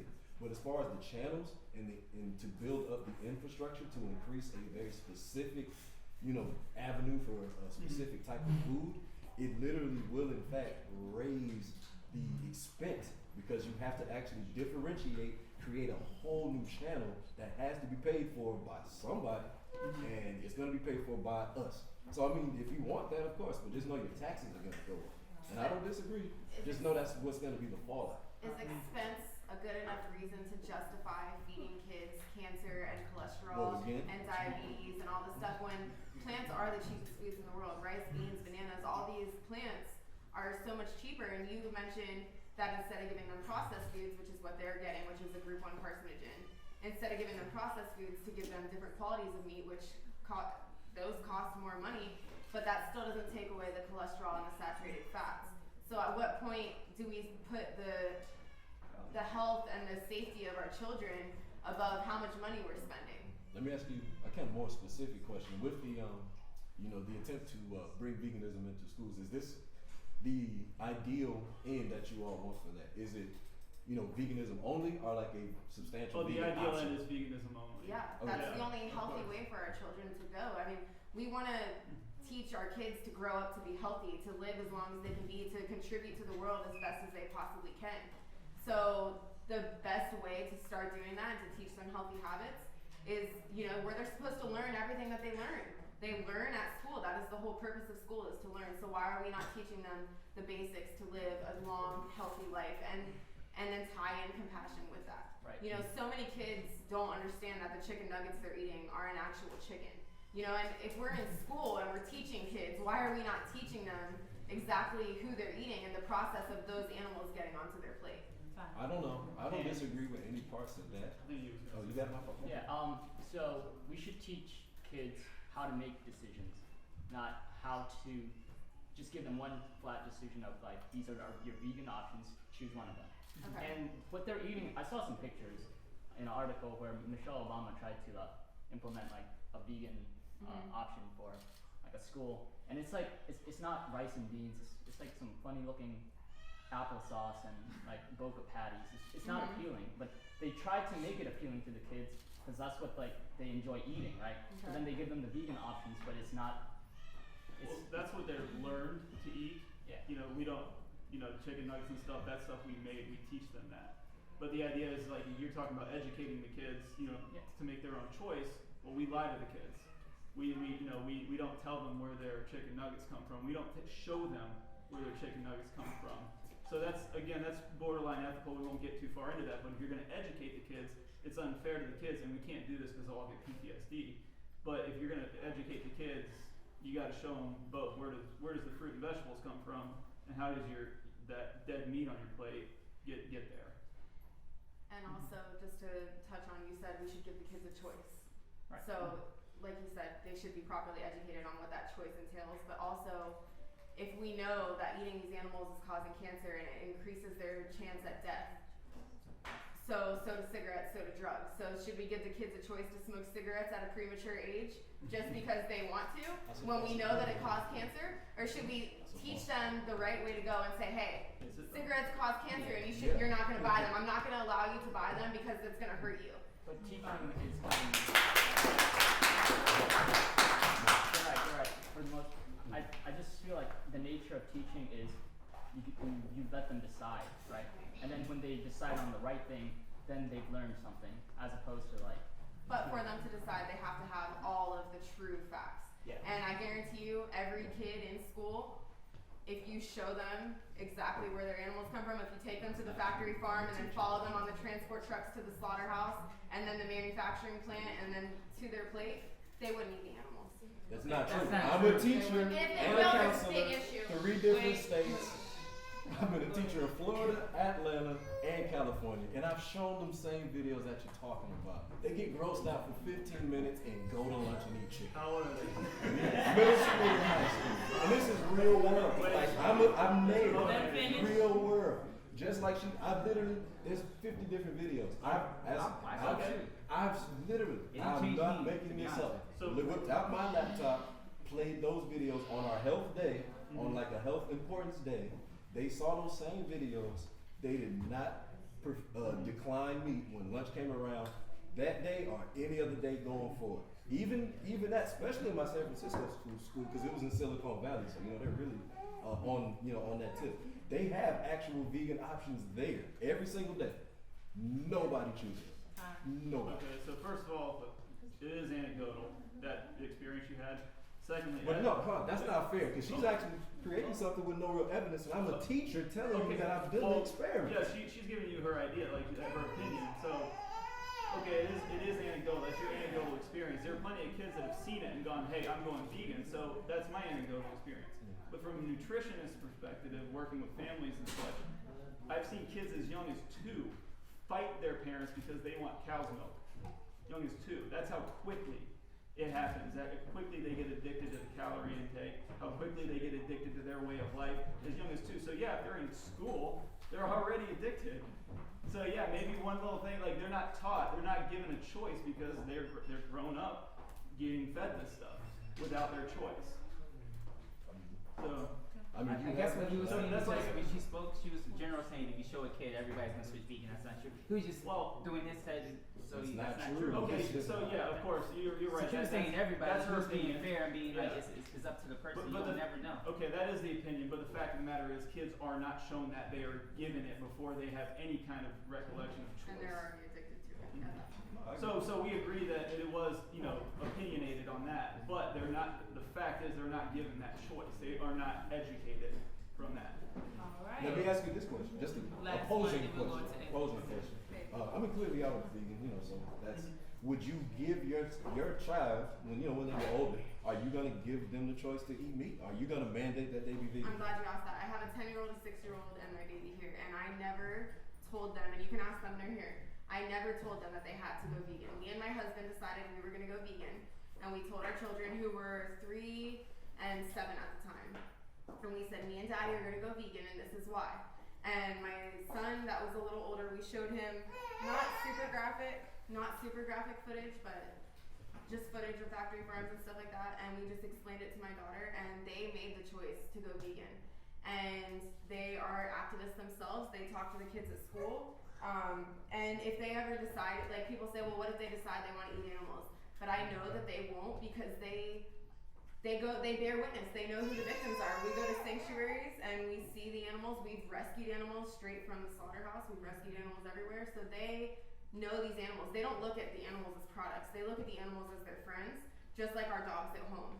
So they would never willingly say, yes, I want to eat animals just because I want to, so go ahead and cut the head off that animal. They would never do that.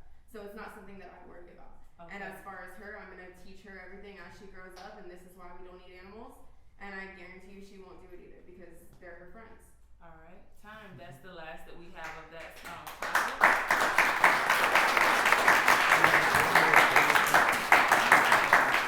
Now we'll get into the final topic of ethics. And then after ethics, this is the time where you guys, after this, you'll have the chance to ask questions and interact with the panelists. Go ahead. So I think I'm just gonna start off as to why do you guys think it's justified to kill these animals in the first place? Like, what's the justification? That's Why? not really. Well, let Raymond. Yeah, that's it. Well, what's I implicit? didn't even think about that. Well, like the thing is, because you guys are, I think you'd agree that if we did what we did to, same thing with animals we do to humans, you guys would disagree with that, right? Of course. Okay, and you do agree with doing it to animals is morally justified, right? And sure. Okay, so what's implicit that there's a difference? Can you tell me what the difference is? He's asking you why is it okay to kill animals and not humans? What's the baseline? Non-animals. Yeah. What is there a difference? Is there a trait? What is the difference that allows us to do it? The difference is we're humans. Yeah. So That's what the main makes difference. We are animals. so wait, Yeah. what makes a human? I mean, we have thumbs. There's a whole bunch of stuff. I I'm mean, not a scientist. Like, I wasn't prepared to be on stage. You threw me up here. You know what's okay? You literally threw me up here. Oh, carnivore, get on stage.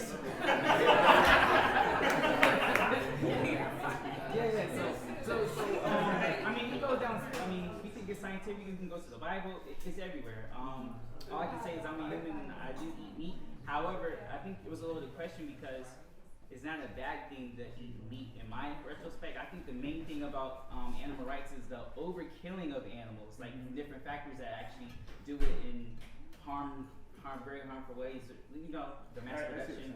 But there's ways you can get clean meat that's not all fucked up. But again, I'm not knowledgeable on that. Just like go ahead. So, I'll just bring up one situation where, like, I went back home to Vermont. My grandparents were very happy, so they slaughtered their pig, and then we fed it to like all our cousins and like kids. And that was one situation where was it ethical for me to say, no, don't kill this pig, like, you know. Well, what do you think? I think that I don't want to offend my grandparents. I think that everyone at that party was happy to eat the pig. Okay. So can I ask you this? Do you think offense dictates morality? I think people have their own sense of morality, and so for me to impose my morality on my grandfather, who's trying to bestow an honor to me Right. by slaughtering this pig, which is a tradition, which is his world is not going to change. Right. So how am I to enforce my morality on his and the way that he honors What me? is your morality on that? Just out of curiosity, I'll let you. Back then, and now, What about right now? Like, if there's a pig there, like, are you okay with that? if I was in the same exact situation, okay, I can think. I have time to think. Yeah, absolutely. I have a question, so Think I about want to it, think yeah. about that. Yeah. So you said in a non-harmful way, that killing animals, you know, on a mass scale in a harmful way is wrong. So what would be your non-harmful way Like I said, to kill an animal? I preface, I'm not an expert on the subject. I was thrown up That's there. fine. On your personal opinion, what is a I was non-harmful researching way? because I heard about the debate and I was researching, even before the debate happened, I was researching about veganism and like the sites that talk about the carnivores and the debates. I was reading both sides, right? And I think the main topic, generally speaking, that people are hooked. When I see a diehard vegan, I see somebody that's more like aggressive towards people to eat meat. And I'm like, well, I'm not all up in your business about eating vegetables. Don't be in my business about eating meat. Don't make me a bad person or say I'm selfless because I kill an animal. That's not true. That's how most of the vegans that come at me. That's how it seems like. But I mean, I was researching online. I can't pull up the article or anything like that. But it basically said that there's like the main driving force on that is that there's like some slaughterhouses that are like I don't know too extreme. All slaughterhouses have the same practices. At the end of the day, they're going to slice the animals through. But, like, what was it that you just interrupted and said? I just lost my train of thought. What did you say?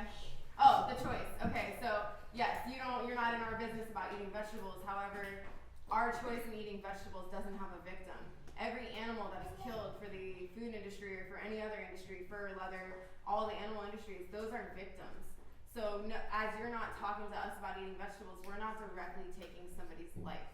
So earlier you said that you're on the path and you're going to die anyway, but don't you want to cause the least amount of harm with your time on Earth right now instead of contributing to the mass slaughter of all kinds of different species of animals? I don't care. That's the only argument. Yeah, 'cause I mean, I'm being legit about it. I'm gonna be real about it. And just the point, and one of the reasons why I don't care is to come back to what he said. He tried to bring this, when you eat another human thing. Again, it's normal. We learned this in regular science class in elementary school. There's a hand. You can count on one hand how many meat-eating species eat their own kind across the whole board of the planet. So to raise up an argument that would you eat another human? That's not what I asked. You didn't ask me anything. You asked him. So for him to keep raising up this argument, it's literally ignoring what everything does. Like it literally, you somehow trying to, I don't know, trying to create some new equivalent that every other species on the planet participates in. Yes, we have the option to do other things, but to somehow make somebody lesser than, morally deficient, or whatever, it's boundless.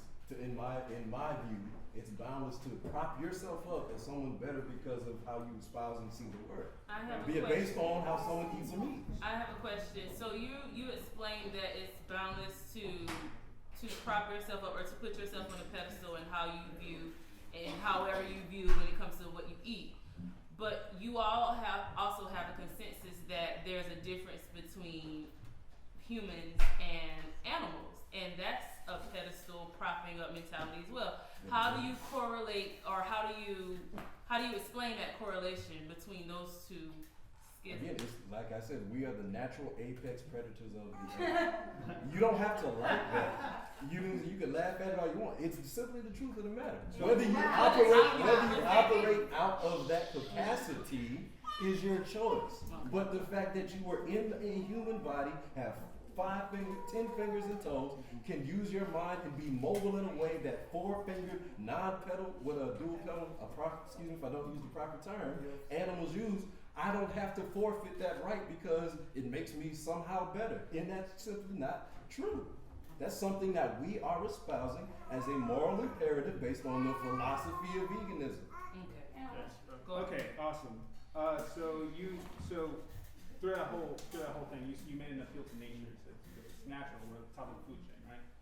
So you said it's okay to kill these animals because it's natural, right? I don't want to misrepresent your argumentation. Okay. So you said because it's natural, it's okay to do so. So other things that are natural include rape, war, murder, things like that. So what logically extends from that is you would say those are also good because you deploy natural as your argumentation. Does that make sense? I didn't say natural and equate that to good. You did. Okay, I even asked you beforehand. You just said yes. I said in regards to me and my personal life, not all of society, not all of rape. I've never raped. I'm only I've talking about your killed. prescriptive moral ethics, right? So, what do you think that something is natural, a good justification for doing it? If something is natural and it occurs, and it is something outside of my sphere of control, whether it is good or not. That's what I'm asking you. I got you. I'm giving you my philosophy and how I see it. It's like a yes or no question. Let him finish. Let him finish that thought. Go ahead. So based on that, just answer no. I don't. If someone gets raped, yes, that is bad. But also, me feeling bad or good about it is not going to change that someone got raped. Yeah, that's what. So that's just how my. That's irrelevant. I just wanted to know if you. It is relevant because that's how it's. No, because we're talking about prescriptive ethics, not descriptive. So in this sense, like you think it's bad. So something that is natural, like rape, you did say is bad, and then you said it's also good. So do you see how that's contradictory? I never said it was good. I did ask you beforehand. I never said rape was good. Well, you said you said something being natural is a good thing, but then I gave you an example of something. I gave you an example of something that is natural that is also bad, and you also agree with it. So if you say something is good and something is bad, it creates contradiction. Does that make sense?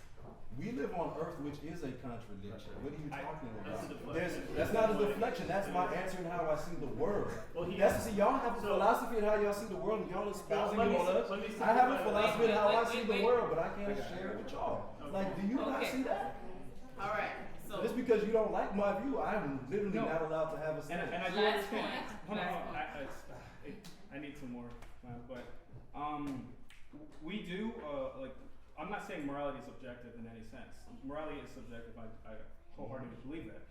What all I'm trying to do is see is that your ethical system, your pre-existing one, follows logically to veganism.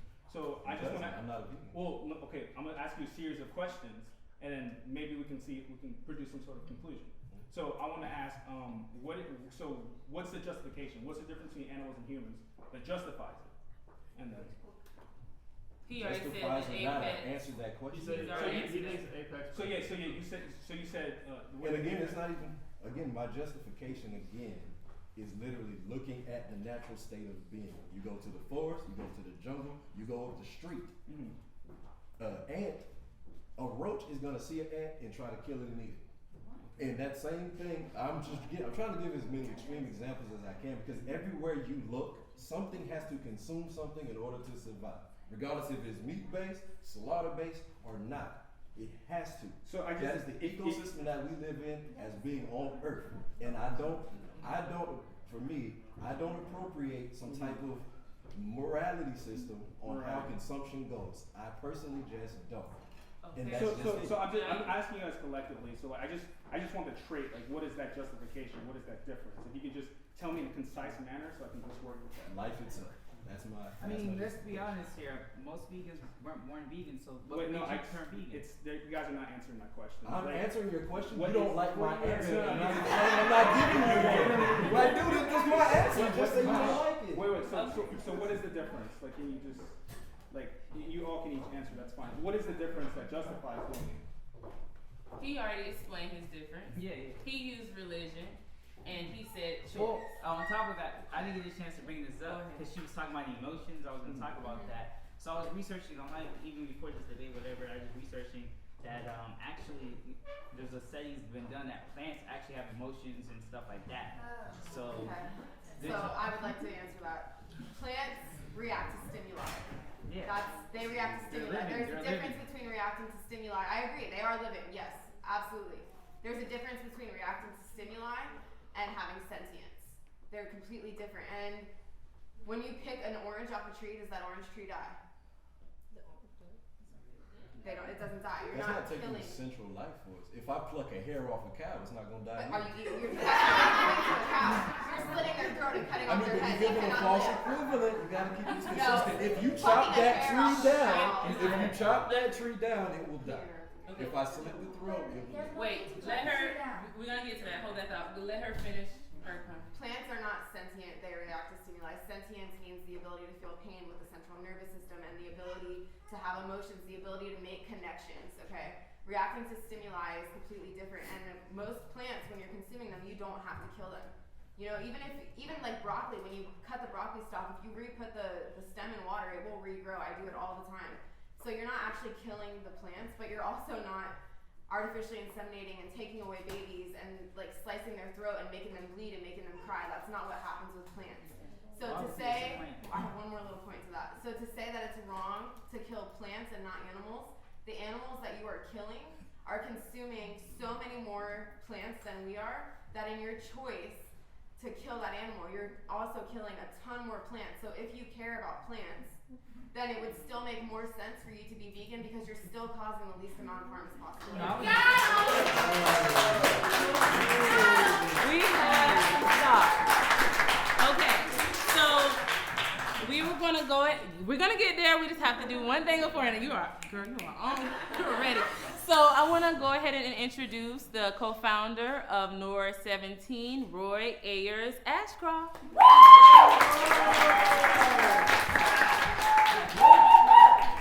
Thank you all for coming out today. Seriously. How many of you here are from Orlando? How many of you drove a good distance to be here with us tonight? Thank you. Thank you. Where's everybody from? Tampa, Ocala, Jacksonville, St. Pete. So we got all of Florida in here. I love it. I love it. Thank you so much once again for coming out to our first ever great vegan debate. And thank you to the panelists. Let's give a round of applause.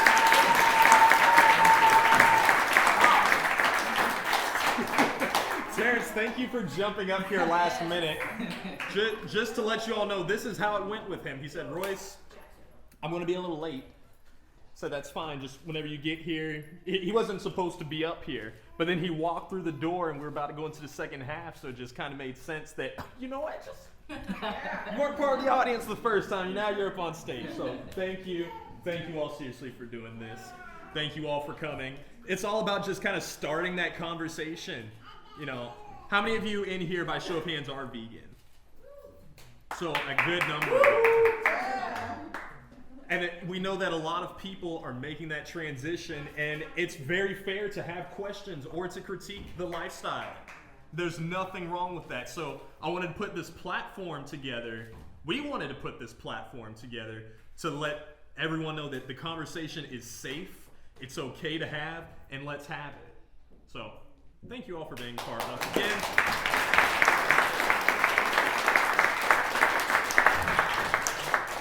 With NOOR 17, we're a vegan entertainment network, so if you follow us on social media, on Facebook, that's how you'll know whenever these events come up. After this one, we're gonna take a little slight break, and then we're gonna be jumping right back into it nice and strong in 2019. But we actually have a friend who's here in the audience today. Somebody who keeps on following my fiance and I around Florida, but he's a cardiologist, an awesome cardiologist. So I just wanna kind of give him maybe about 2 minutes to give a little bit of his take. He's been critiquing and commenting on everything, both on the vegan side and the omnivore side. So please put your hands together for Dr. Redding.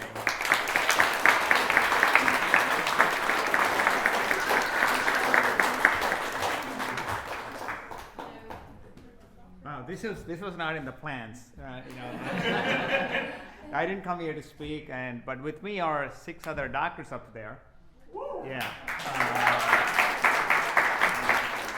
So 2 minutes quickly before I go into deeper show of hands. I want to ask a few quick questions.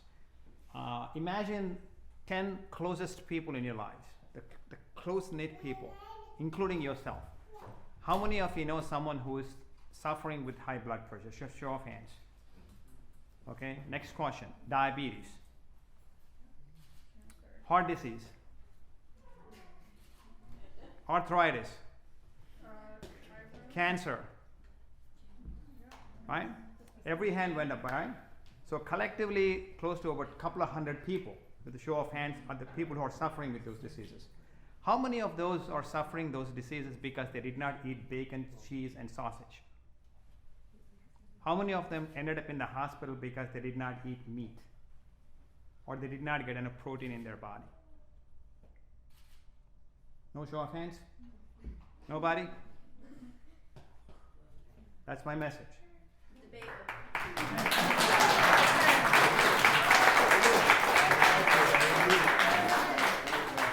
Right? So it's yes, we do have some personal choices, but I'll give you a simple perspective. At the end of World War II, the human population on this planet was 1.2 billion people. Okay? The country that I come from in India has 1.4 billion people now. So we can go into arguments about what a Neolithic and Paleolithic and 10,000 years ago human evolution, what's natural. I don't need that. I need people who are going to take me 10,000 years into the future, not into the past.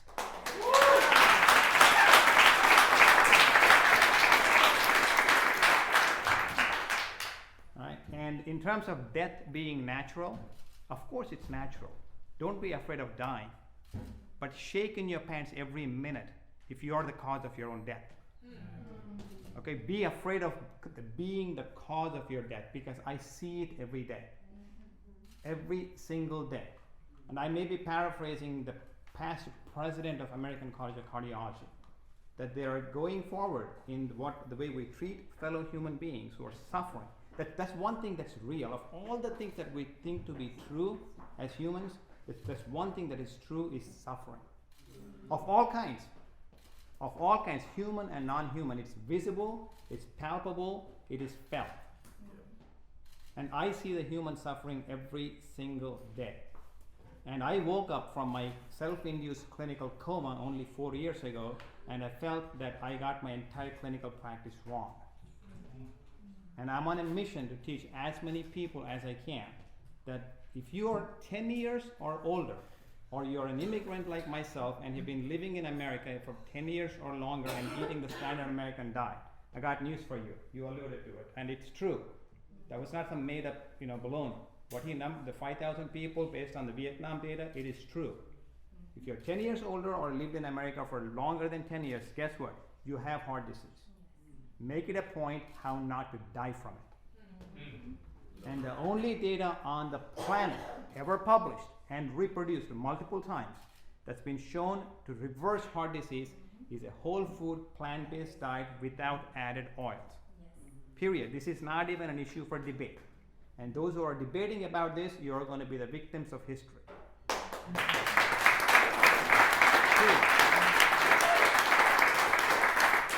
And I'm going to stop by saying the famous philosopher, George Bernard Shaw.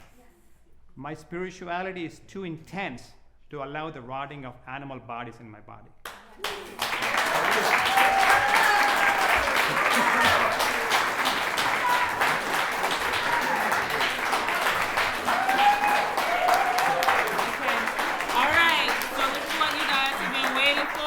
Questions? Go ahead, hands up. Yes. Yeah, stand when you ask. Okay. So for those of you who came tonight that aren't vegan, thank you so much. Like Roy said, that's awesome that you guys came. And 2 panelists, thank you guys for being here. And all of us that I know here that are vegan, minus Sapphire, Kayla's baby, were not born vegan, including her children and my son Evan.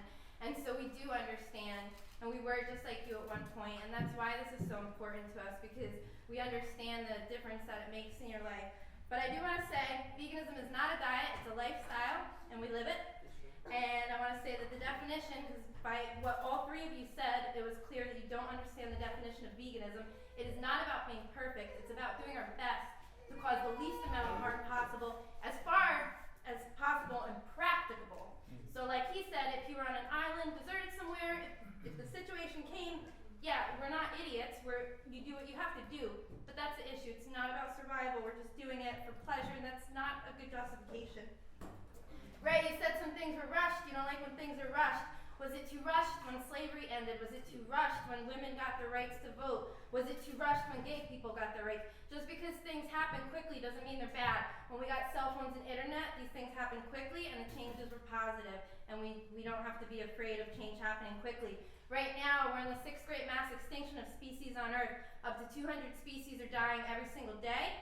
And we are down 83% of wildlife. We're on track to be down to nothing by 2026. That's 8 years. We can't rush this enough. Okay. And I think I'm done. Are there any questions for the panelists? Yes. Yes, you. Just to add on to what my mom said,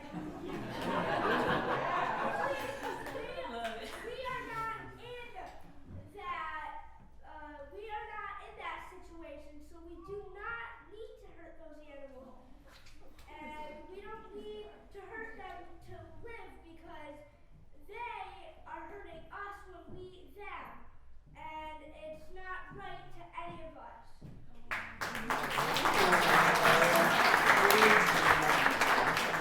You are an amazing gentleman, by the way. But questions? Yes. I see you. Okay, my question is for the gentleman in the middle. You keep referring to yourself as an apex predator. What makes you an apex predator? Would you be able to defeat a lion in the middle of the savannah? Would you be able to defeat a shark in the middle of the ocean? What makes you an apex predator?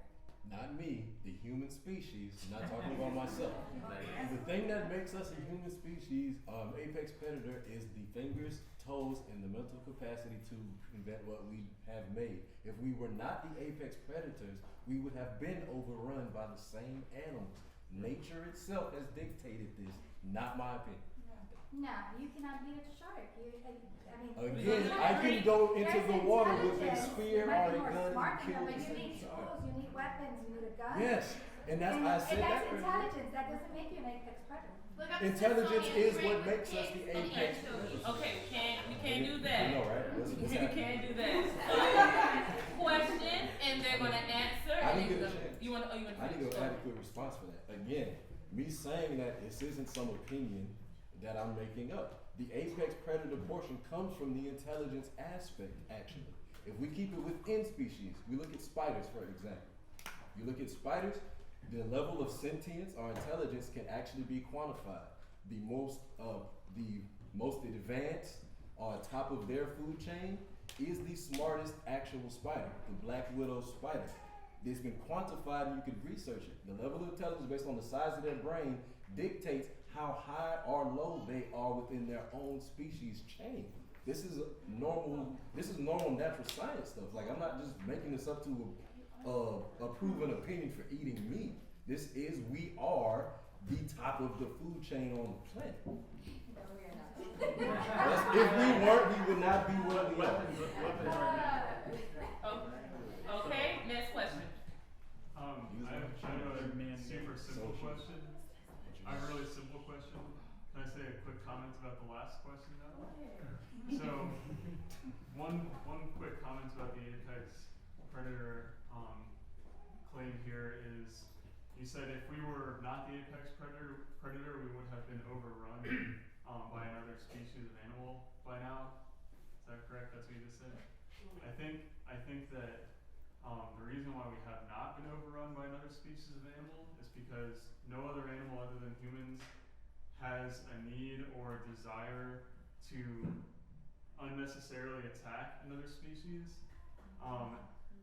The only other animals that attack other animals are for food and survival and things like that, which we are not doing. Plus, we are definitely contributing contributing to our own demise and the demise of the planet. So we've already kind of done that for ourselves. And then my question is, I've heard the words natural and necessary and normal kind of like very liberally tossed around a lot tonight. And judging by the numbers, like if just looking at statistics, the majority of people on this planet, particularly in America, do have heart disease. So it's safe to say, and it makes sense by the definition of normal, that to have heart disease is normal, right? It's normal to have cancer, it's normal to be on blood pressure medication, it's normal to see a doctor regularly for illnesses that we've created for ourselves. So is it so good to be normal? Again, I never equated good. Like you threw that on there. I never said once that something was good. I mean, I understand that, but first to go back to the first part, my aspect about apex predator isn't based on humans' ability to go attack other species. There's been things called indigenous living and matriarchal societies before modernity happened at the advent of the past 1,500 years or 2,000 years, okay? We have been on this earth a lot longer than that, and a lot of our opinions, our outlooks about veganism are trying to act like we're responding to a change in like humanness.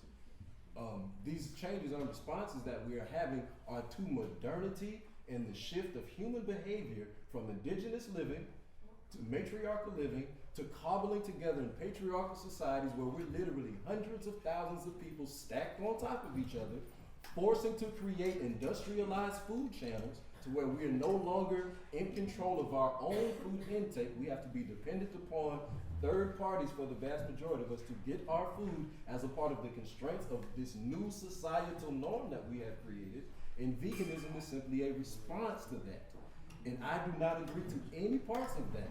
What I disagree to is these large-scale norms or large-scale ideas and ideologies that are being laced onto this as if somehow we have forgotten that this new norm, that what we're doing now is literally a new expression of human living. It is, we have not always been this way. And so, to directly answer what you're talking about, I do not think eating meat is good nor bad. Because based on my full understanding over how we have all lived as human beings for billions of years or millions of years, or however you ascribe to that, this way that we are living now is, yes, more unquote unquote natural than what we have been doing before. And veganism is just an attempt to leverage our way the scales back to honestly bring us back to what we were doing prior. But as far as not eating meat as a full solution or just flat out scale, humans have never done that. We've never been that as far as the whole mass of the globe. We never have. And so now to espouse this as the new norm, so that we all must, I personally believe is a fallacy. Do you have a question over here, or you already got an answer? Well, I just was hoping that some of the vegans on the NOOR panel could address the issue of having like a compassionate closet. Everybody talks about leather a lot, but like wool, cashmere, silk, pearls. How do we get all this out of our closet? Things that have been passed down generationally. So, what do we do with these things? So those things, that's definitely a decision from not wearing leather or something of that nature. Well, I mean, if you already own, so a lot of vegans will agree, some will disagree. Like if it's from an animal, you should get rid of it, whatever. But the thing is the harm's already been done, and it happened before it's after you were ignorant to what happened. So it's not like you consciously made the decision. You already own it and it's usable. I don't personally see a reason for wasting it and throwing it away, but I wouldn't suggest that being a reason to buy more of it by any means. I just have a short answer to add to that. I personally don't have any of those products in my home anymore.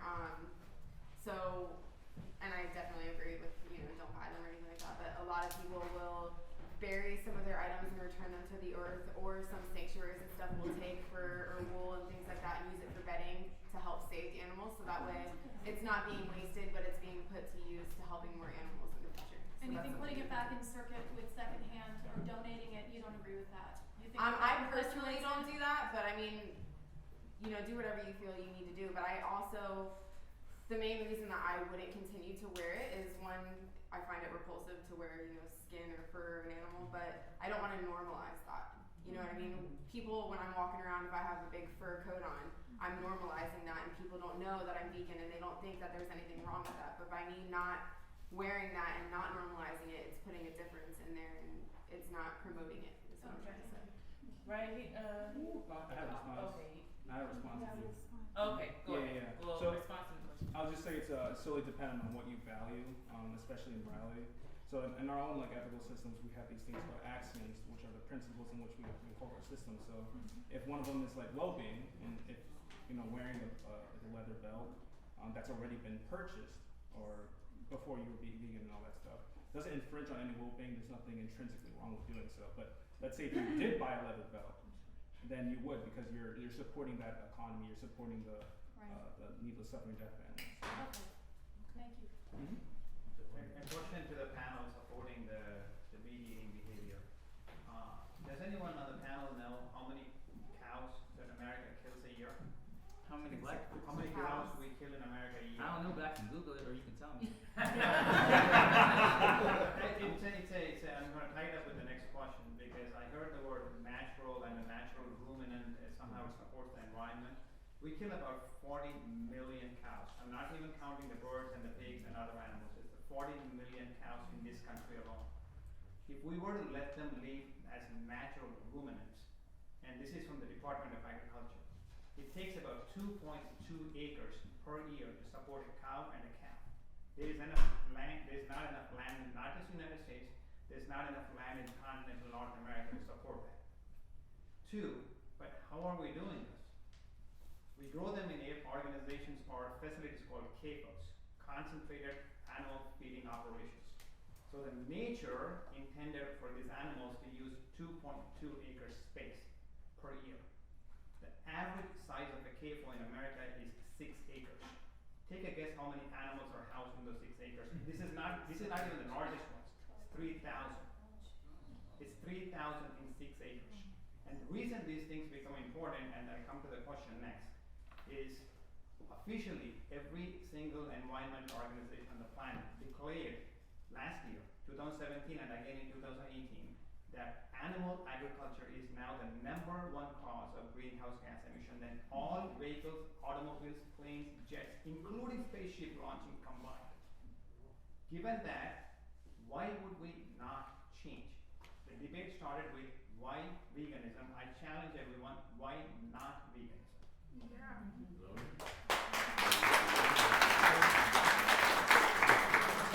you have a question? Question? Yes. So, what you were saying was that evolution is based off of intelligence. So, if that was how it really was, pigs would be towards the top of the food chain, right?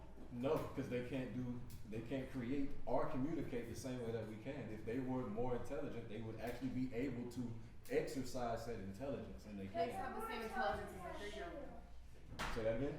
They're more intelligent than a 3-year-old. Yeah, and do you see 3-year-olds driving cars, building things, doing all these other things? No, you see them with their mothers and I their think what fathers. we're saying is like what logically extends from that is if something has the intelligence of a 3-year-old and you're killing it due to the intelligence, what logically extends from that is you could kill that 3-year-old. I've already stated the claim you can't kill a human based on what I already stated. Other species don't kill their own. So trying to create another false equivalent about I can be able to kill a 3-year-old because they're not as intelligent is not a fair argument. It's just logical. It's a Go ahead. For the gentleman on the left that brought up the Bible, there are a lot of religious folks who like to use the Bible saying that it's okay to eat meat. And he's using the Bible saying that, you know, humans are better than animals. Or I'm not using the Bible. Not you, the gentleman on the left. Not The gentleman on the left. He said something about religion. But my question to you is you know what your book says a living soul is? I didn't really try to bring up that talk. I was just saying, like, it's in the Bible because my girlfriend, she's an Adventist. I'm not an Adventist, but I'm a Christian. I'm not denominational, but she was telling me, like, in the Bible, it says that, of course, Adam and Eve, of course, they became sin when they ate the apple, things like that. So at that point, they knew that eating Like it wasn't initially they wasn't supposed to eat meat, but since that happened, since they saw sin, then in the book there's actually laws in the book talking about what is good meat to eat. And like for instance, like me and her are both carnivores, but I eat like pig, but she doesn't because she's an Adventist, and they believe that in the scripture it says that you can't eat a hoofed animal, so she doesn't eat the pigs and stuff like that. But me, I Okay. do. The point I was wanting to get across is the Bible says that the dust of the ground and the breath of God make a living soul. So in your book, both humans and animals were created the exact same way. So animals are a living soul just as a human is. So there is no difference in reality Right. to animals and humans. All I was saying is that because she was telling me like the reason why she doesn't eat pig because there's actually in the Bible it says what is good meat to eat and what's bad meat not to eat. That's all I was saying. So Yeah, he was just. I think he was just using it as an example of why people. How people there's some people eat meat that don't eat pigs. Like my girlfriend, she doesn't eat pigs because in the Bible, for her belief with the Adventist lifestyle, it's. So the Adventists are actually vegetarian. Most the mass of them, majority. yes. And in that, if you haven't heard of the Seventh-day Adventists, the gentleman in the middle said there were no studies pointing out on these cancers, sicknesses, and stuff like that. The Seventh-day Adventists have been studied for over 100 years because they've been vegetarian since before 1900. Yeah, most of our vegetarians, some of them aren't. There's a whole bunch of Adventists that aren't. Yeah, you're right. You're right. There's about a third that are vegan, a third are vegetarian, Yeah. a third are animal. Little lady in front. Well, he can go ahead. You can go ahead. I just wanted to ask you, have you ever heard of a frugivore? Oh. Hey, speak up. I can't hear you. Oh, frugivore. No, I've heard of it. A frugivore is actually what the humans are because their jaws can move right and left and up and down. And carnivores can only move up and down. And so can omnivores. So we are frugivores and we do that. When people ask us, where do we get our protein? Where do apes and gorillas, where do elephants and rhinoceros and hippos, where do they all get their protein? And how are they so big and strong? What do they eat plants.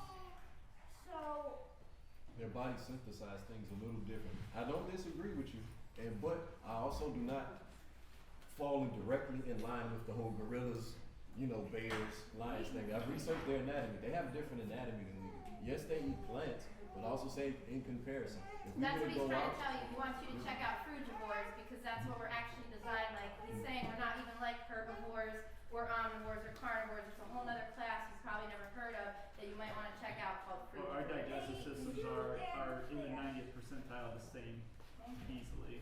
Okay, Not a hundred. right here. Question. Yes. It doesn't matter. I guess this is for the vegan panel, but the government subsidies of $38 billion for farm animals, for raised farm animals. But how can we really get that reduced? Because you've got so many lobbyists from big ag connected with the government. What do you see in a way to maybe start to get this reduced?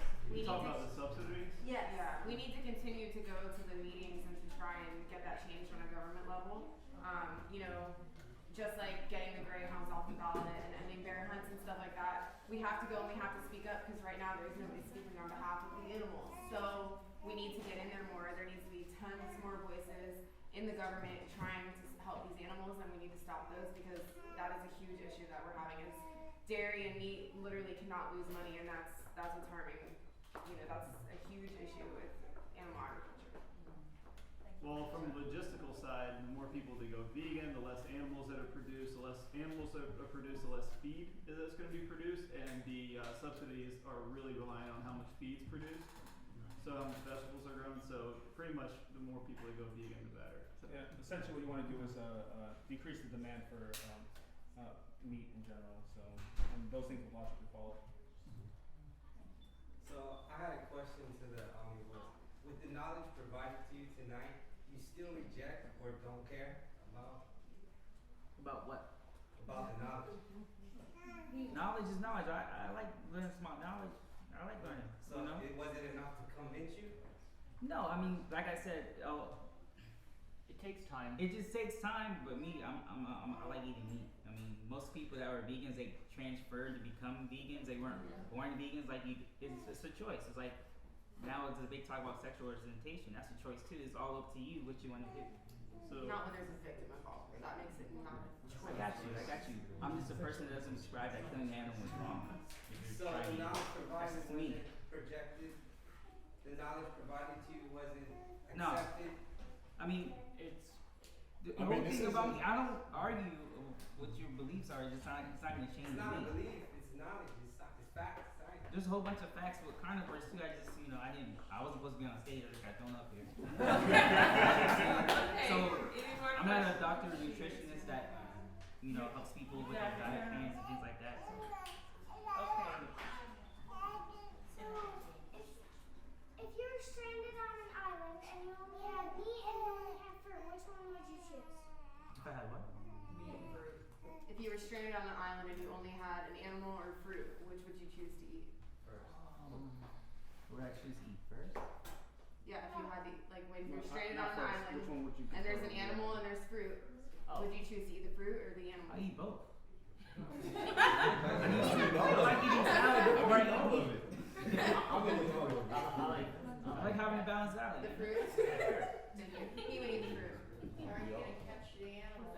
Go ahead. Okay, so question for the whole audience. Do you believe that animals feel pain? Do you believe that they love? Do you believe that they build families? Do you believe that they want to live? And what justifies taking their life unnecessarily? I believe the exact same thing about plants. When the doctor talked about being spiritual, you see, this is a part of the problem. No, This is a a part. scientific fact that plants do not feel pain. They do I not can show you have a a study I just found on my phone. They do. But I just told They you do. that you're killing more plants when you're eating You animals. cannot compare. What's a Venus person flytrap? chopping You up heard of a Venus Wait. flytrap? If you ask him, you gotta give him. You have to give us the ability to answer. One, he just said he could pull out proof. Just studies. Regardless I if have to you pull out. don't like the study or not, there's other studies that support other claims as They've well. been debunked. Additionally, like I say, I can only speak for But- myself. Okay, guys, Yeah, this is the goal of very this is personal not to attacks. assault someone's belief. Let me answer the question. So you have to just listen for an answer and not try to I convert. didn't ask him about plants, I asked him about animals. So But I'm giving That you was my his answer. explanation. This is my explanation. I see both on the same level. One of the reasons why for me, since to, like I say, kind of bring all things together, because I didn't come here to divide and make myself better than anybody else. I actually came to talk about this stuff. But anywho, for my own personal spiritual walk, because like I say, bring it together because the doctor spoke about spirituality. And my spiritual revelations and abilities, regardless of however y'all think, I communicate with plants. Literally. I talk to them, they talk back. I put my hands on them, I feel energy, resonance, and sentience, and communication. All of that. I know multiple people who can make the exact same claims, and I still eat the plants. Because you know why? Don't have a choice. If I cut out the meat, like everybody else, I still gotta eat a plant. I still have to eat a living thing. I still have to cut it, remove it out of the ground, and take it away from its sentient connection to the earth, which also communicates and talks. So for me, I actually see all things as inclusive.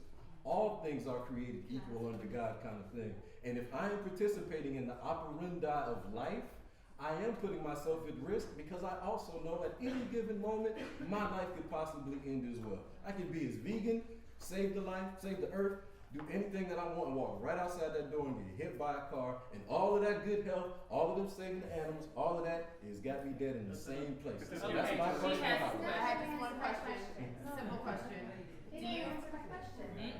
I did answer your question. You didn't like Do you the believe answer. the animals feel pain? Yes or no? Yes, I said yes.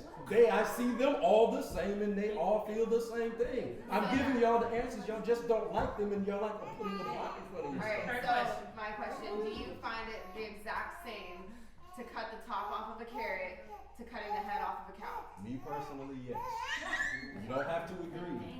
You don't have to. I think that you're not giving the truthful answer because You should you go don't look at want my- to go against what you're going to You say. should go look me up. Look at my Facebook. Look at my social media. We meditate. I'm not lying to y'all. You can't get do this. mad with You the can't do response. this. Okay, let's You get the can't. question over here. I have a follow-up question here. What do you think is unethical? Is there anything you find unethical? For real? For one, what difference would it make what I believe? It's not going to change. That's a descriptive answer. Well, if I mean, you no, I'm being very serious about it because we came here to talk about veganism. Now you're making personal claims on my personal outlook on life, and it's not nothing to do with it. I'm not answering the question. Actually. Yes. Any other questions? Because that was just a bit too personal. Yes, darling. You have a second question. I didn't think there was anything wrong with that. So on the last question, I'm pretty sure when she said something, you were talking about plants, right? Mm-hmm. And you were saying that you can talk to them, right? And you were ripping them out of the ground? Mm-hmm.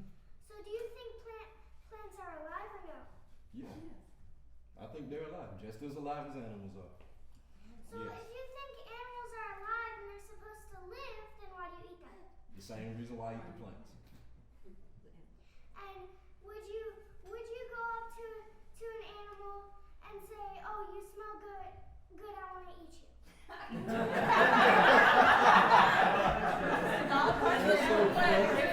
I don't eat the plants that I think smell good. I don't pluck roses out of the ground. I think what she's trying to say, like, because an orange or a strawberry smells good to you, but does the smell of a cow or a chicken or a pig smell good to you to make you say, I want to eat you like you would when you peel an orange, is what she's trying to say. No, I'm done with what she's getting. Okay, I have time for one more. Yes. Okay.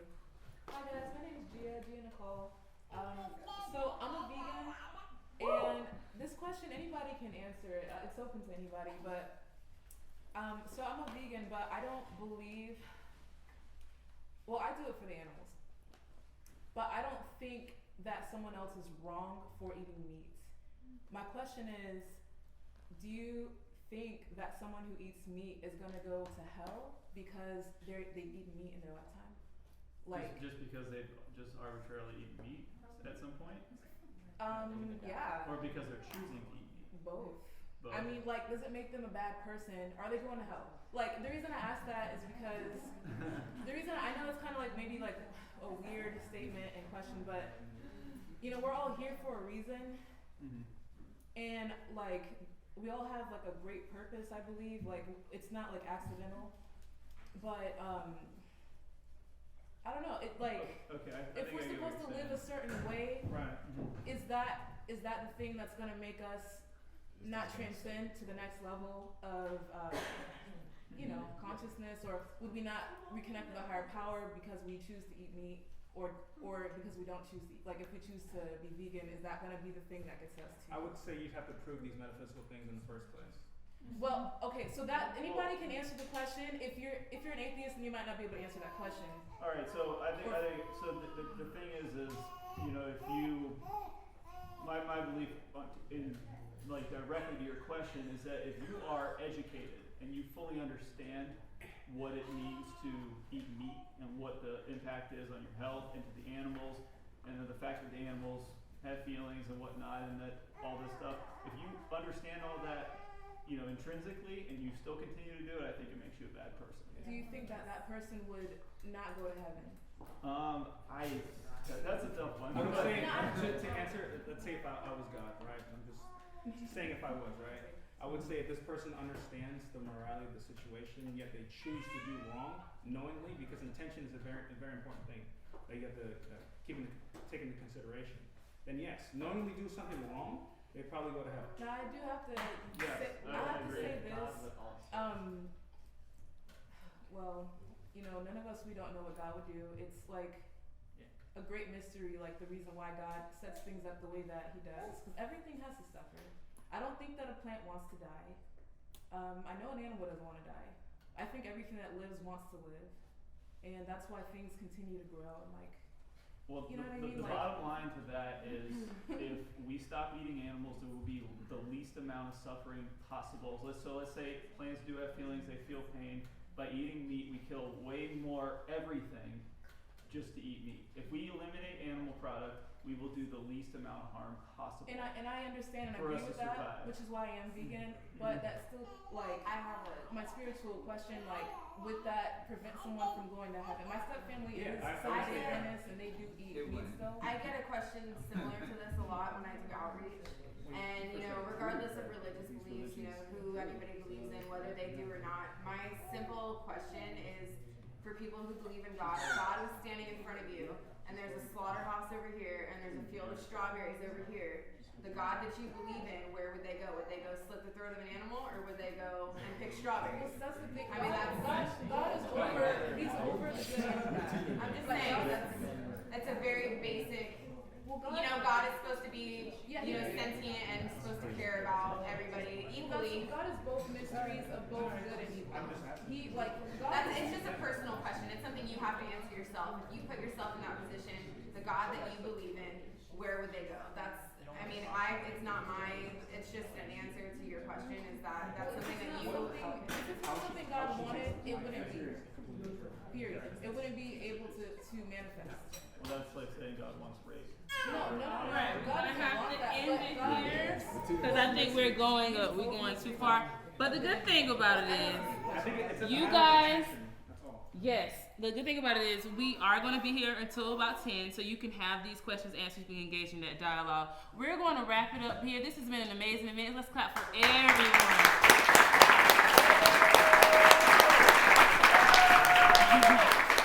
Thank you all for coming. Thank you all for being a part of this. Once